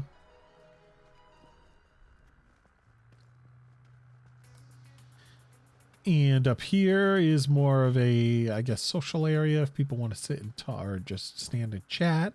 We put some of these statues out here. Also, I kind of like it where people have to, if they don't just come up and go back around this way and go up the stairs. They have to kind of walk, not the length, but enough to go up here. And up here should be where all the, where the landing, all the landing pads are. So they each have their own little sign with a light near it. And boom. I went a little bit more crazy just on putting, objects down for people to get. So it gives them something to look for. But yeah, this isn't that elaborate. I did want to build almost like a spire inside. And last night I actually went in and built the, almost looks like the scaffold, like the support. So I'm kind of proud of that. I think that looks pretty cool. Yeah, the angled windows for looking, yeah. I want to have some, this,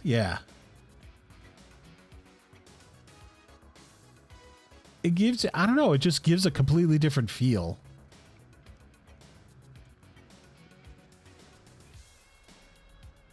Yeah, I love that.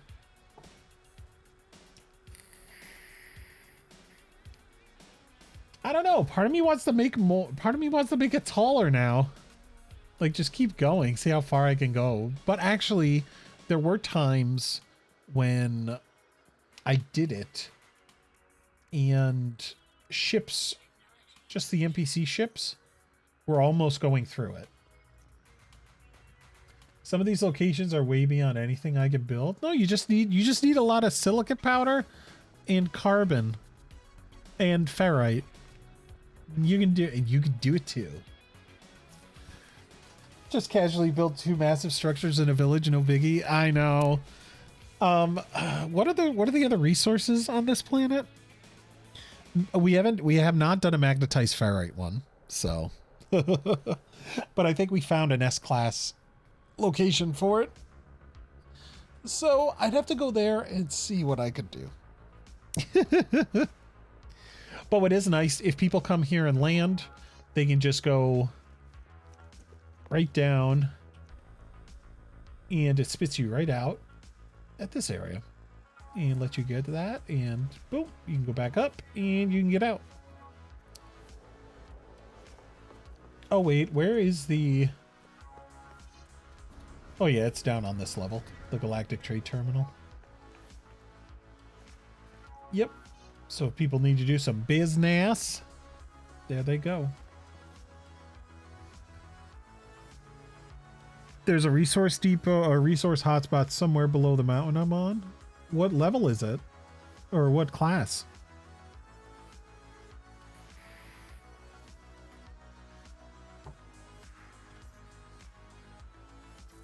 Now, does this let me go outside the window? Because I know when you're building, usually you can. Or is it, oh good, it lets me go out the door this way.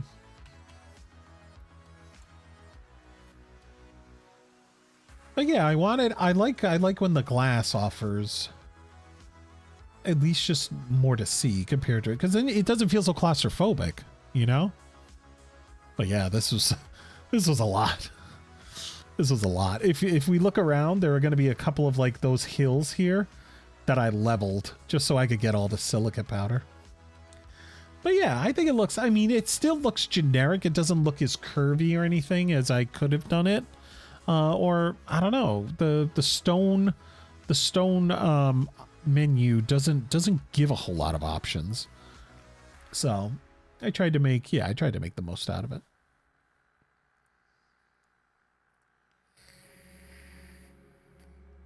But what I love too is that each landing pad has something a little bit different.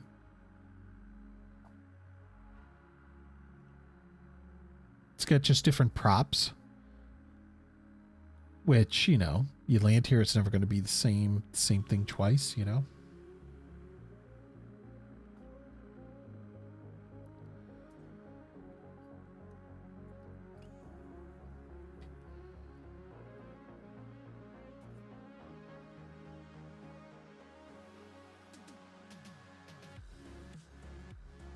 But yeah. I can't even get far enough away to get a good shot of it.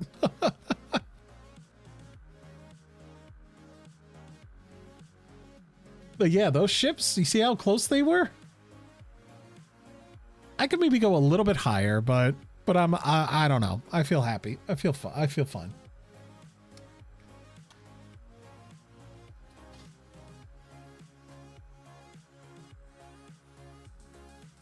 So yeah. I did notice, I think Alpha was wanted the coordinates too. Wanted the glyphs. So maybe we'll see more and we'll have to come back and revisit. Oh wow. It just ported me right back in. So what I think I want to do right now, actually I want to sell these vortex cubes, which we have to go down. We gotta go down one.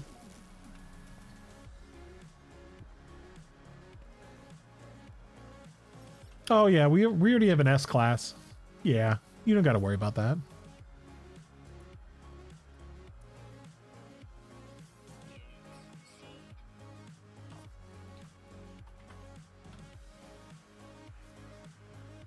Now, what I want to do, if I was a teleporter, I would be down here.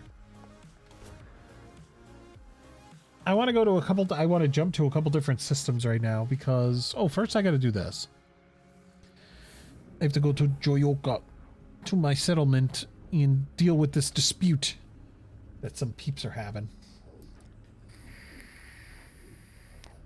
But that is it Gipper? Kipper? G6. With more to come. So. Oh, am I getting... Oh, good. The village is not getting attacked. Now, what I've noticed too, if you do your settlement stuff, if there's something you got to do, always, oh, you can't, there's nothing to get. Damn it. Okay. All right, let's see. Colonist Dizzo accuses work gek Otitfludi of theft. The missing item is a cryogenic chamber. They present photographs as evidence, though the images are suspiciously grainy. We are going to set him free.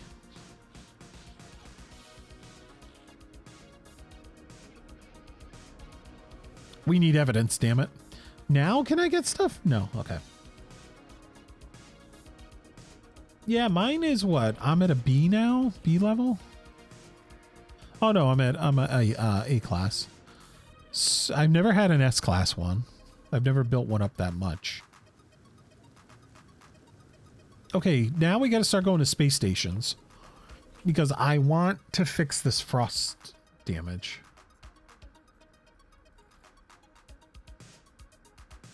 So we're just going to check a couple.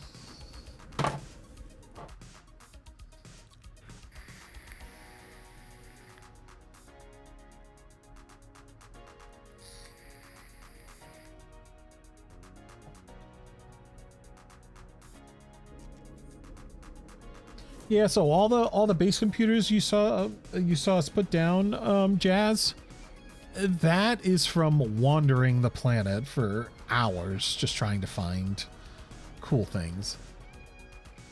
And we tried to find the best one. So if it was a dioxide mine, sure there'd be tons of C's and B's and A's, but we found like an S-class copper, we found an S-class magnetized ferrite, we found an S-class dioxide. So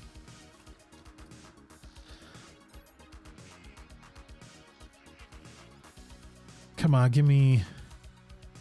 Oh, that's a nice one. Do they have any? No, that's underwater. All right, maybe I'll get this one. And we will replace this one. Where are you? So what does that do?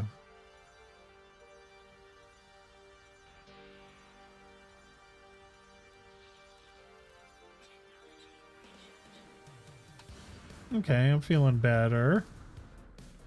I'll probably be able to find more if I jump to more things. Send you a couple photos of my location. Oh, hell yeah. I'll take a peek in a bit. Moliara.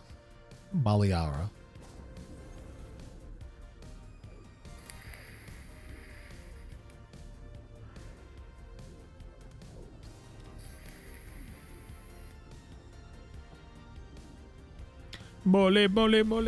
Even if I got 2 A-class ones, because now I have a B, I have an S, and an A.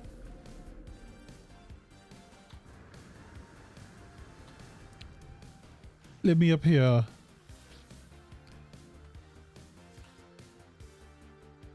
Come on. Give me some good.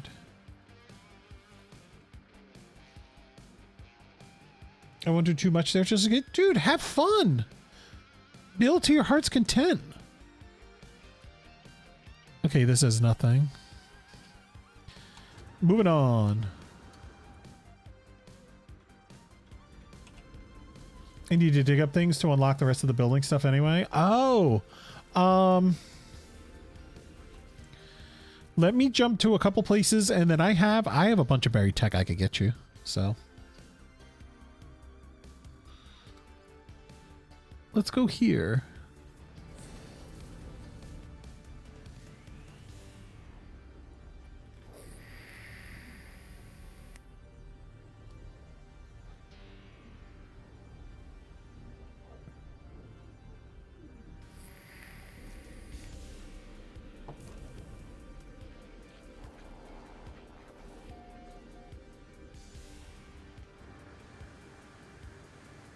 These are just little small goals I want to do right now just to get this stuff out of the way.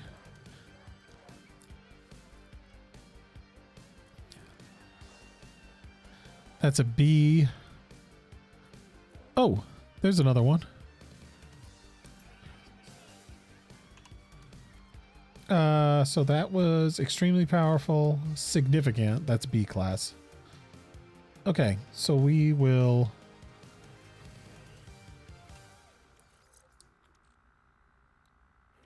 Now that should help. Okay. I feel pretty good. Now we'll go to our frigate very quickly. Not our frigate, our, what is it called? I'm just going to call it a Star Destroyer, because why not? Because if we wanted to, we could destroy stars with it. Just saying. If we wanted. But we're not mean. But we could be.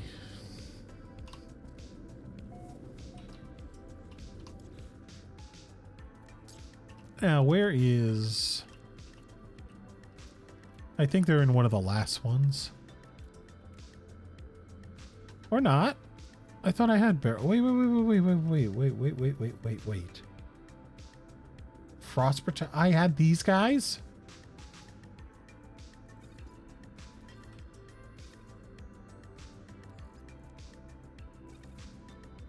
Okay, so that's S-class. These are both A's. So I might just store them.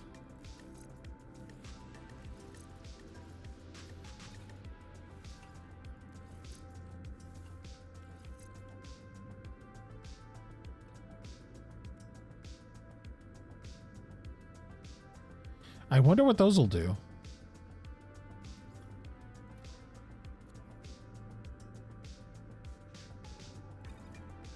I'll just put these guys here. Now, I thought I had... Oh, here they are.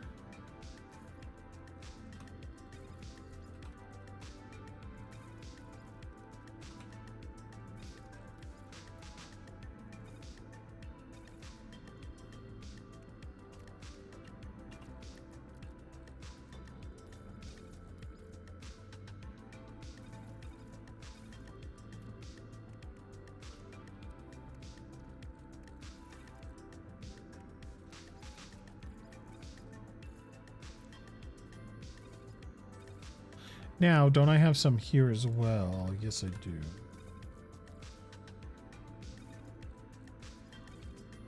All right. So looks like you're going to get 120 plus 8, 138. I was a silly and thought, why not redo my freighter design? I have to look up some inspo because I want it to look lived in while still being reasonable to find my stuff. Yeah, I just did. I went just full on, like, here's command station stuff because I just want to be able to jump right to here. And then the rest, I think it's just corridor. And then it goes, at some point, it goes to storage. Yeah, then here's storage container. Look, I just do storage on one side, blip, blip, blip, blip, blip, with no hallway. And then I think on the opposite side, I do the same thing. Yeah. Then it goes 5, 6, 7, 8, 9.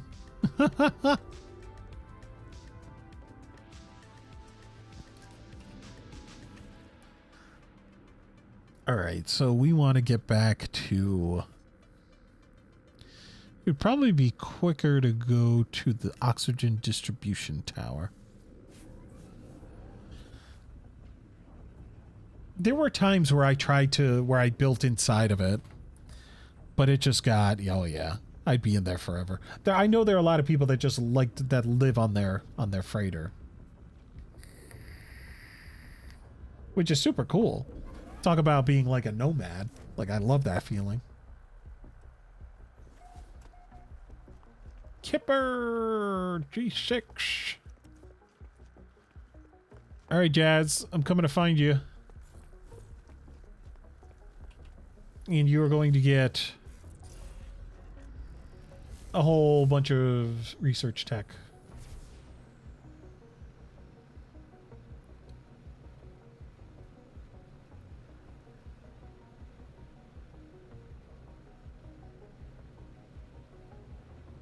So yeah. So I have one building left to fix in the thingy. One building left to populate.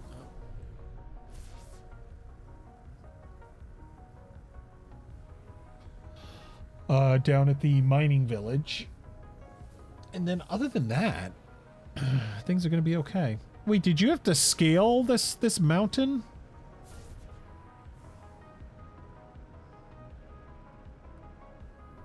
No. I got to be able to land on here, right?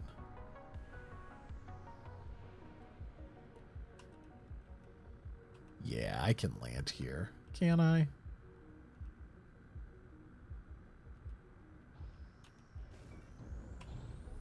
Yes! I'm only going to be here for a hot second. But Jazz, if you're here...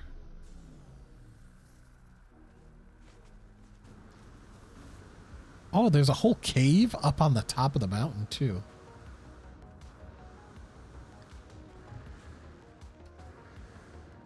Ooh.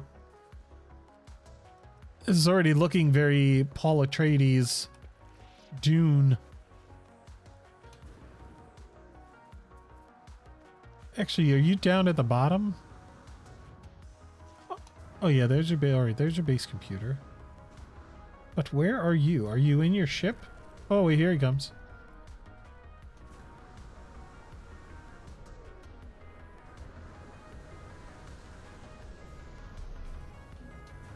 Can you land up here without dying? Hey, there you are. All right, now I got to remember how to do this. I think I do. Wait, what do I do here? Do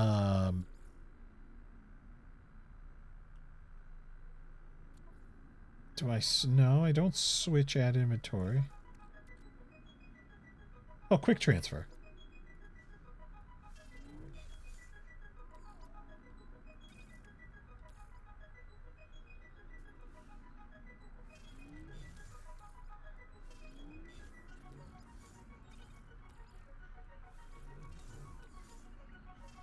Boom. And there you go. That ought to help. Maybe you'll be able to find a way to plug up your leaky balloon, your leaky bubble. All I can imagine is like that's a leaky gut, like leaky gut syndrome or something.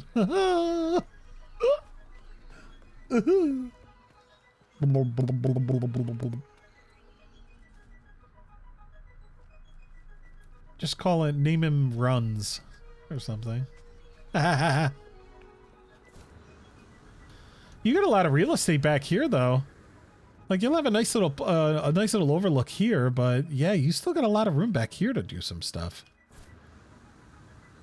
It looks pretty cool.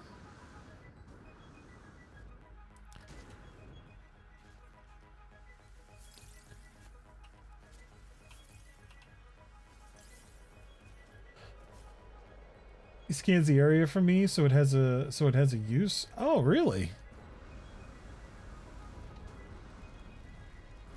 Oh wow, there's a small what is this? Whatever this creature is, it's able to live up here on this mountain. This is cool.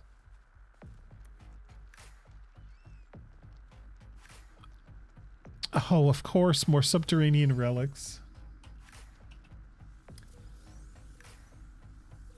You love the location? Sentinels won't leave you alone though? Wow.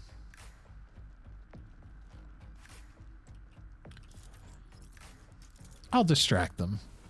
I'm gonna shoot some things down here. We will offer caving experiences.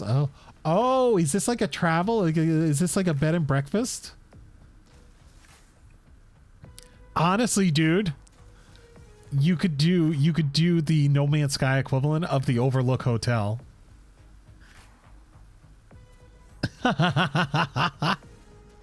You totally could.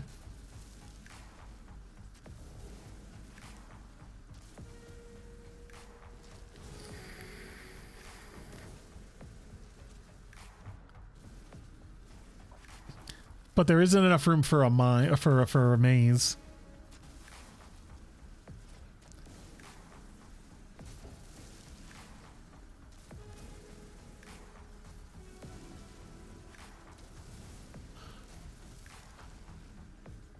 That would be something I'd love to try, is to build over a cave and find a way to build stairs down into it.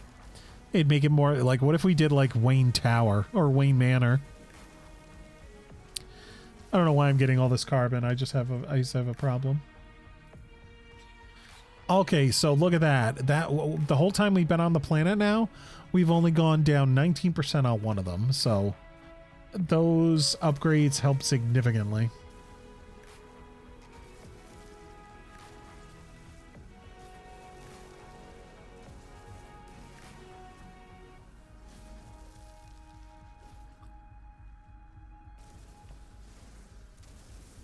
Currently called Rocky Peak because lots of rocks. LOL. Also, I like to think the mountain sways in the wind. Oh my gosh.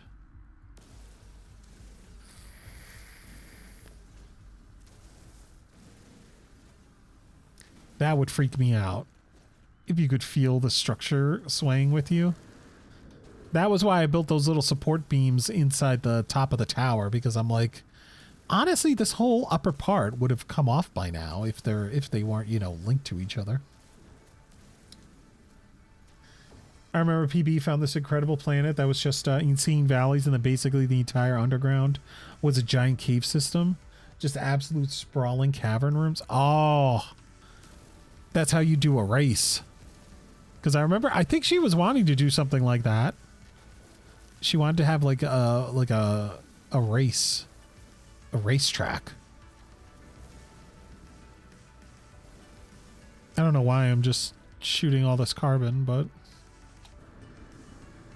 Oh, how do we get back out?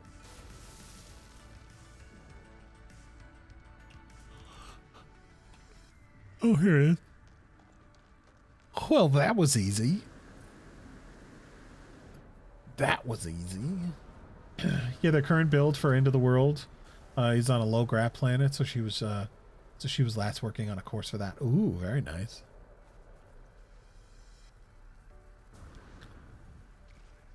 Hello, Bubble.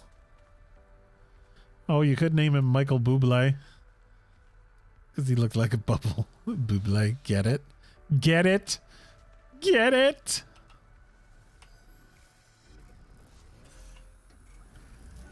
Deej, thank you for hanging out. Alright, this whole insane idea started with the mining village, so maybe we'll end there. And I don't know how much have you seen, Moz, of the mining village?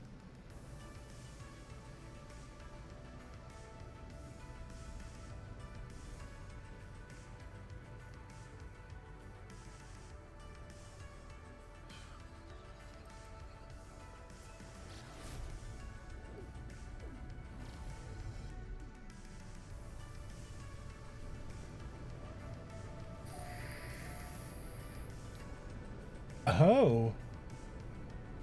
Well.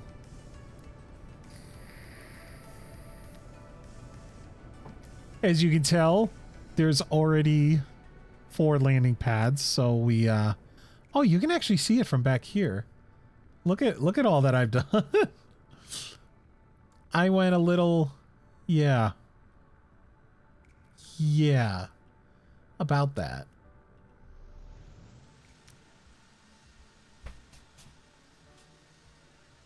We went, yeah, we went pretty hardcore. We went pretty hardcore. I'm just trying to think of what you have seen. But we'll do a whole thing. So this is this would be as if, say, you're an executive and you're overlooking this mining operation. You get sent here, so of course you're going to want to see the operation. So you get right off the ship, you come down, you're able to see these things are working good, they're well greased, the supply depots are just working perfect, they're just shooting right in, all this copper. Holy moly. Just in case, there's always a tech here analyzing, making sure everything's good, everything's looking great. And then, you know what, you're our featured guest, we need to bring you in here for some refreshments. This is our business center, come on in. This is where we like to refine some things. We also have a great big refiner back here. and then this is where we talk to the workers if there needs to be issues, if they need to have a pep talk, or if something's changing.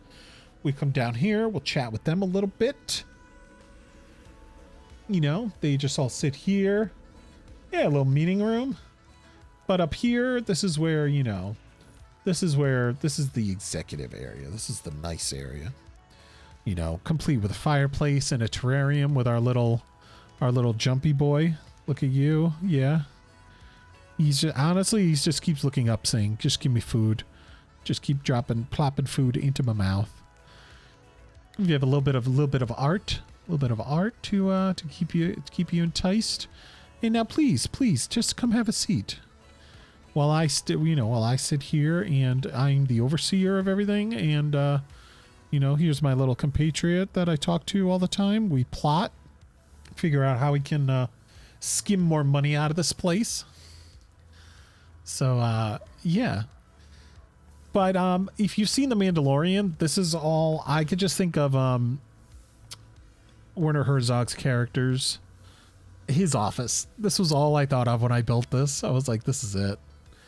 What is that line? Why did I put a beacon there? But also, this guy has some shady dealings. So if you come back here, there's still more stuff to find. And there's, you know, a couple things to loot. But also, yeah, like he's got his little trophy room of sorts of all these things he might have pillaged in his time as like lead prospector or lead manager or assistant to the planetary manager. So there's that. That's the executive building. Up here we have our crazy ass shady ball. Yeah. Here's a battery farm, but also I did these. Yeah, I made these little buildings, these little battery. Should I call it that's a battery barn. That's literally a battery barn. What else could you call it? A battery barn. But these are our power stations. So I put a little battery inside and then I closed it all off. When the light hits it at night, it gives it a nice little glow. But we have our two power generators there, which then feed all the way down to these guys. Oh, look at us. We're skating. Look at this. Skating. But if you were like an executive or you were somebody that, oh my God, I can't anymore. There we go. You would come here and this is all you would see. You'd have your meetings, blah, blah, blah, blah, blah, blah. And then boom, they are putting you back on the landing pad and sending you off. You don't even get to see the village because the people that work here, they're not, you know, they're not people to you. They're just lower life forms, which is sad, but that's how it goes. I think this might have been one of the first things I built in here. This was one of the first things I built, was this watchtower that overlooks here, but then also there's another watchtower over here. And actually, maybe I should build another one up there or something. But here's the other watchtower. Also, there have been places, you know, sometimes you build around a mine and the ground isn't as, isn't as structurally sound as you thought. And so this poor villager, their house sunk. Maybe with them in it. Maybe that's the story. But here we have another little baby house. Just some essentials. I gotta put a couple more things down, I think. Just for funsies. But also because I wanted it to look like an elf village. I started doing the ears on the houses. And I think it gets the point across. I think it's kind of neat. Does it give you like an elf feeling? I don't know. I don't know. How are we doing on this? Oh, wow. We went down pretty bad.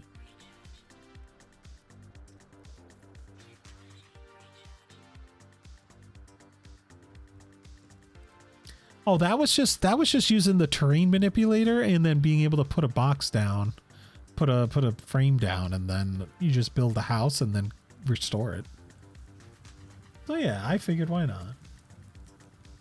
This is the temple for whoever these miners are. They worship this thing. Like it's like a half predator, half alien. Both of the the alien versus predator universe. So that they worship this, and in here could be their little antiquities that they've collected over the years. Or let's go to first person.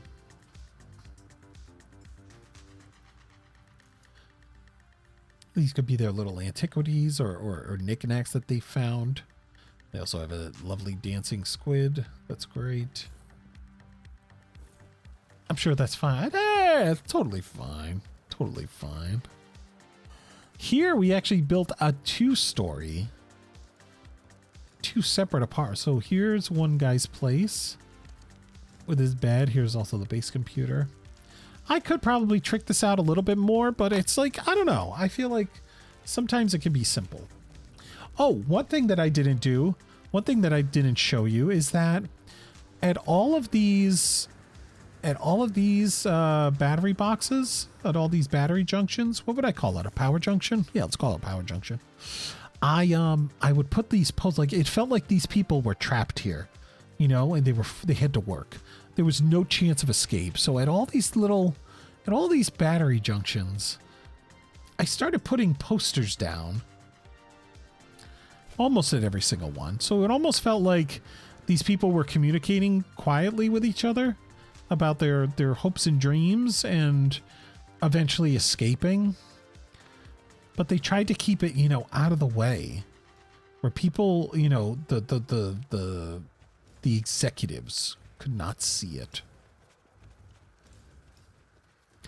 There's going to be so much stuff. Like people are going to come here and they're going to walk out with their inventories full. It's that much of an issue. So there's that guy's bottom apartment. And then this person has a very small, a very nice little modest one.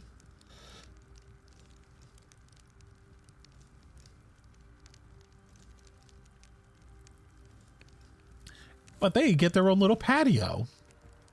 So, I mean, because yeah, if you're gonna freeze to death, you might as well do it outside in a nice area. Just put a couple things back here. So yeah, so here's another power junction. Did I put a poster back here? I don't think I did. No? Okay. I'm already lying about what I've done. This almost feels like maybe this is the overseer. So he has to live a little bit further into town. But he does so much entertaining. So he's got one bar here, a thing here for anybody who shows up. Now his own personal bar plus his bed. But he has a little bit more technology than the normal person in this village. But also, could it be because he has a hidden, some kind of malady, and so he needs this stuff to keep him alive? If you're gonna freeze to death, might as well do it outside. Might as well do it outside, enjoying the view from town. So that's this building. Now, I had so much fun building this because like I said, I wanted to build not into, but around the terrain.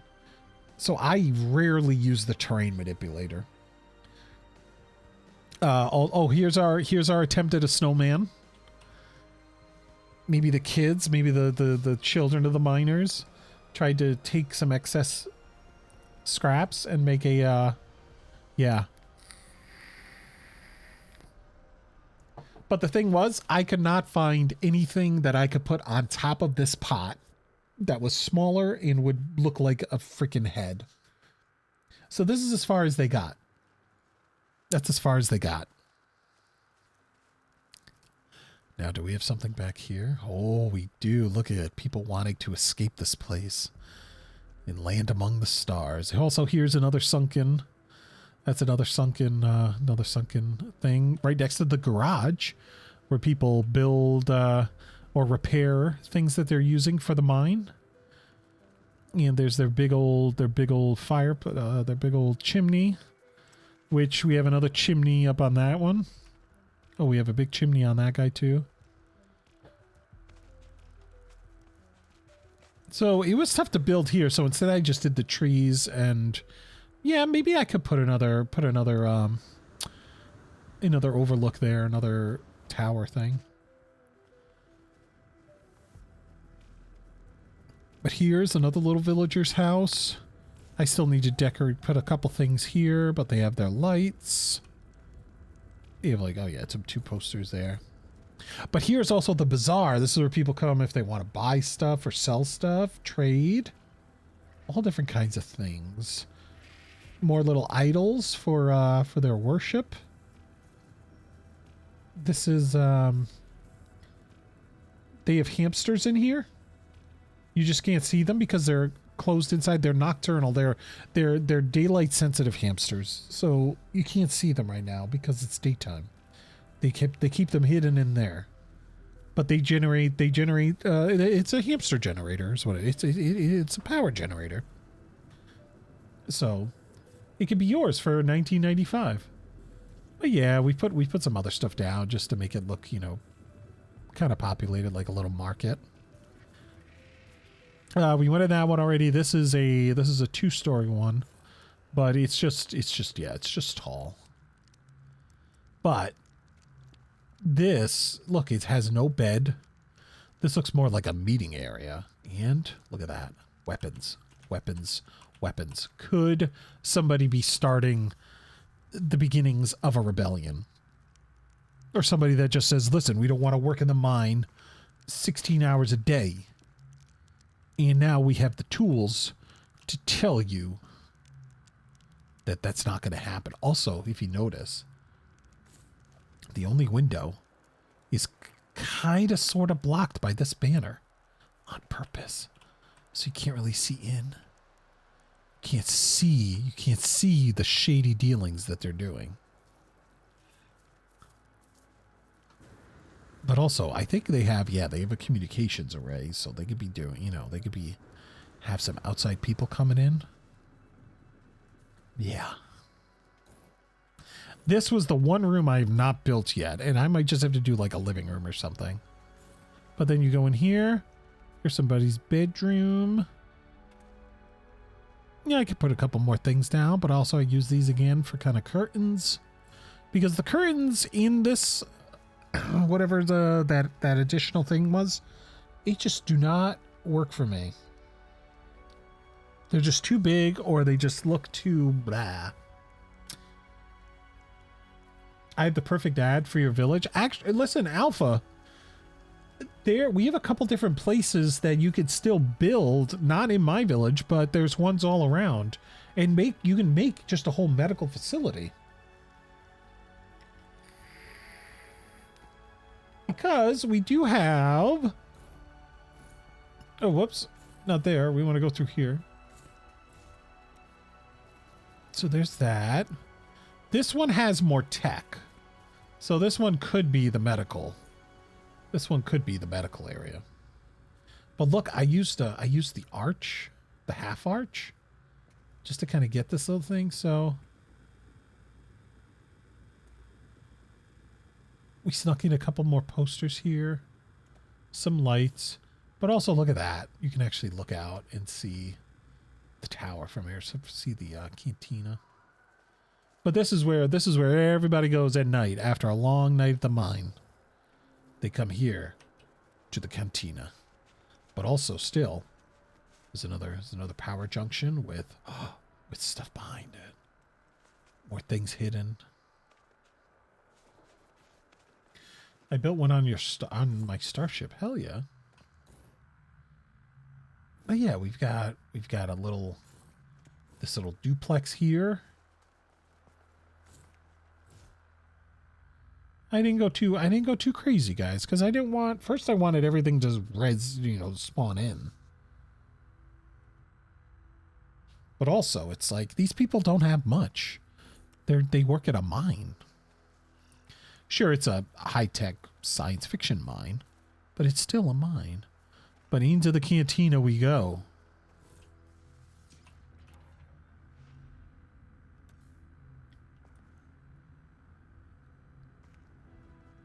So we've got our bar, lots of stools, plenty of places for people to drink, probably more seats than the whole village, but just in case. So if you guys are hungry, you can make something or order something from the nutrient processor. This is for all the entertainment. If people are going to sing and dance, play some instruments, this is their stage right here. Got to keep up the morale. That's right. Or keep them drunk and not worrying about their rights or anything like that. But yeah, we've got a couple little small tables here.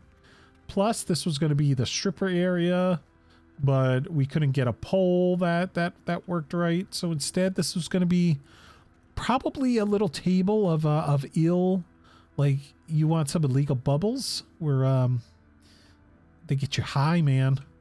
These bubbles get you high.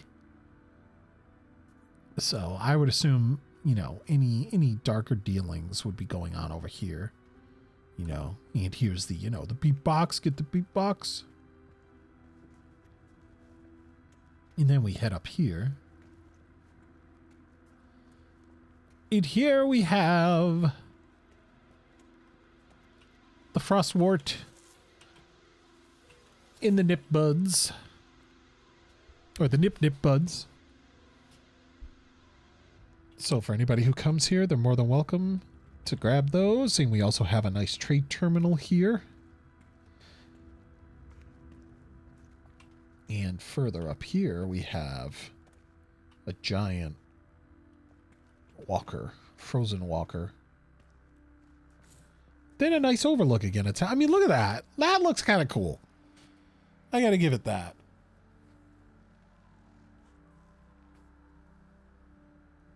I didn't want it to be pretty, but luckily we got this valley that we were able to put, build the houses in and still have enough room to walk. My biggest issue is just all those rocks there just made it a little bit of a pain in the butt.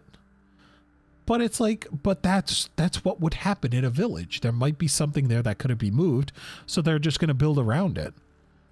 And they're just going to leave it, you know? So I'm fine with that. Like, it just adds a little bit more realism to it. So yeah. So if I do have it my way, maybe I'll build one more overlook, one more little security tower thing. And I would probably put it, oh no, there's a crash thing there. So maybe I don't want to put it there.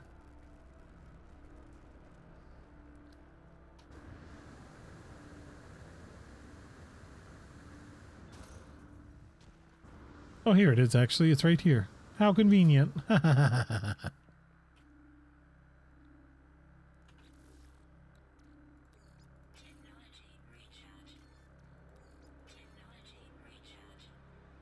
What do we want to do? Photo mode.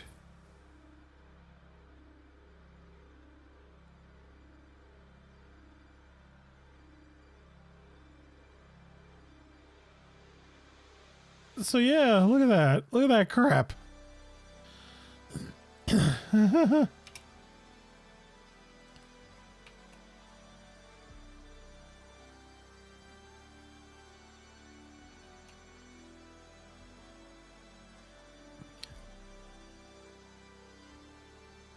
That's something. That is something.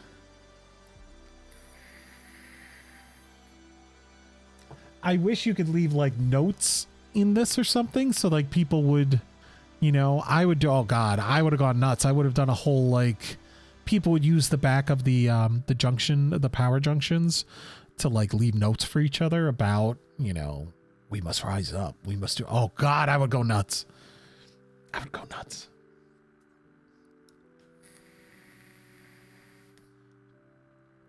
But yeah. No, this build I am super proud of. Like, I just think I would kill for just players to come and honestly, like, we need to go on Reddit and we need to put some stuff in just so people would get an idea of you know, the possibilities. They could come to this planet and they could see so many cool things. You know, they'd be able to see your station. They'd be able to see the frost lights, the Frost Lights Park. They'd be able to see the mining village, the oxygen tower. I mean, yeah. This looks it looks Japanese inspired, but also could be like like an elf look to it.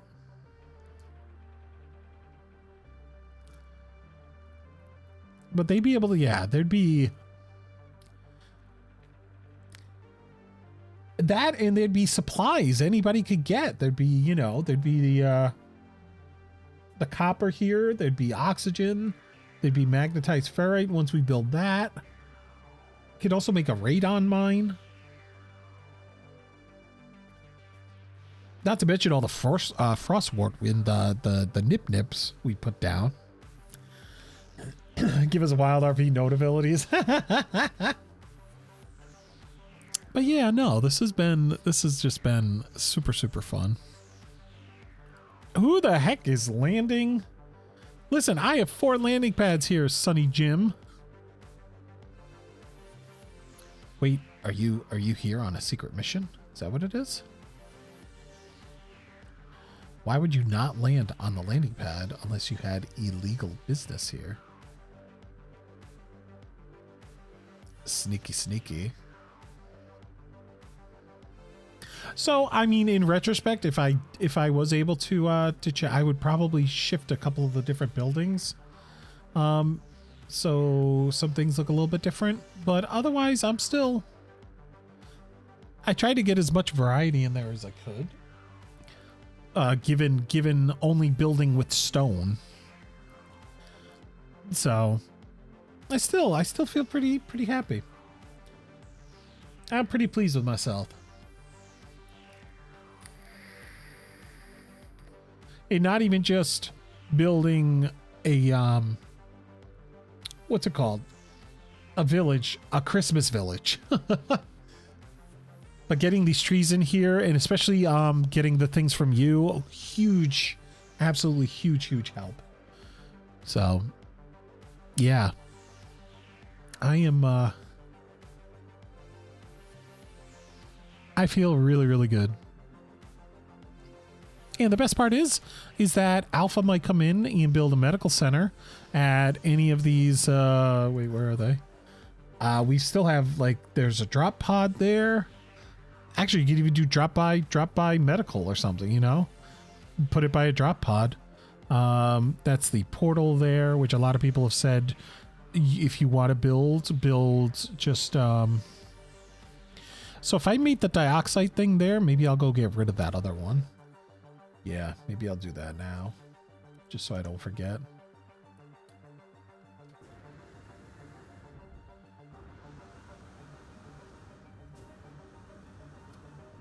I'm gonna go get rid of that. Oh, we ran out of juice. But there's still a magnetized ferrite mine to make. Oh, I could have just teleported there, couldn't I?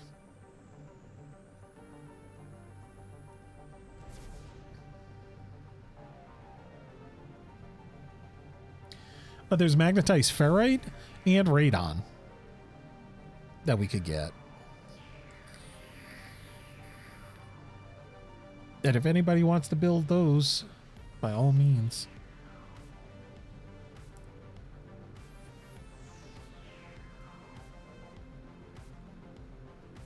But yeah. God, I had a heckin' blast. And honestly, like, even last night, I was like, you know what?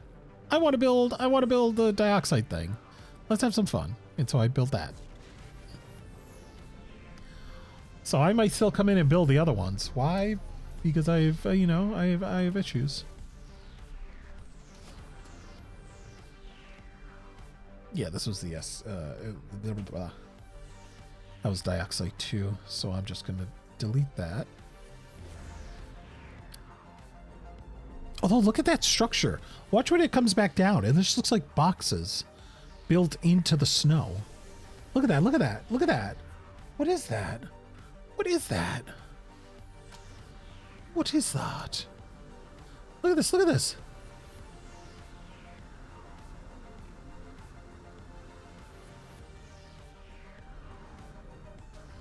How interesting. How very, very interesting. Now I almost want to put something down just to be like, what the heck is that?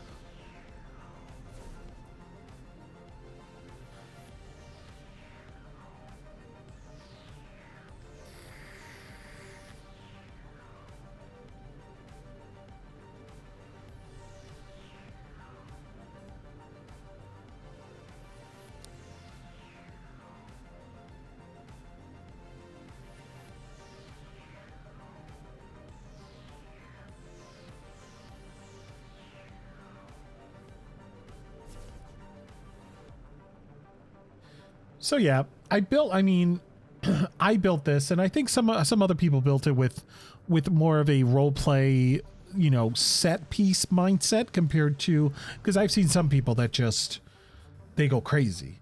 And it looks very, you know, technical, where I don't go for technical. But I'm not saying it's wrong either, but I go for, you know, spectacle, visual spectacle. And I think, yeah. Yep, I feel good. I think we got it. As well as everyone else's builds. They all look so freaking good. And if anybody landed here, they'd be lucky to see everything we've left for them. So, part of a failed mining facility. Ooh, that's a hella awesome idea.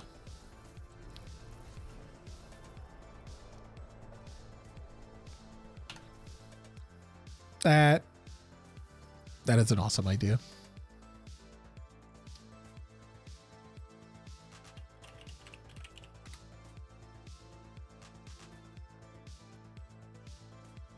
All right, but that is going to do it for me today.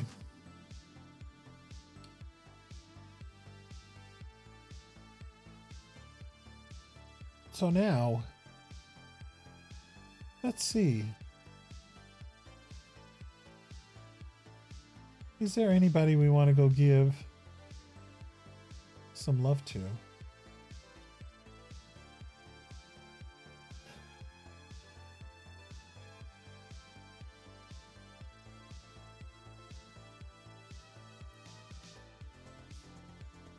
Oh, I know. We're going to go over to Littlefoot. Littlefoot, we've chatted a bit on Twitter and stuff. They are super, super cool. They hold themselves accountable. They work out. And they're a really big inspiration for me, because that's what I want to do. I want to make sure I'm going back to the gym and looking after myself health wise. And I've wanted to do that for a while. And glad I could catch part of it. Going to check out the lights build tomorrow. Heck yeah. It looks so cool. It looks so cool. I think you're going to love it. It's actually such a great concentration of the frostwort. I don't know if he put more down or not, but if not, it just looks, it's so perfect. It's such a huge grouping of them, and it looks so good. So, but with that, guys, we are going to get the raid commands going, and we're going to head over to Littlefoot and give them lots and lots of love. I'm going to be off, dude. It's been fun actually managing to get on a game for a change. Have a go. Yeah. And please, I want to know when it's done. We all want to know when it's done. So let us know in the No Man's Sky tab so that we can come check it out. Because I don't know. You can show pictures. That's great. But I want to go. I want to experience it. So with that, let's roll some credits and get the heck out of here. I love you all. I will catch you guys soon. And bye-bye.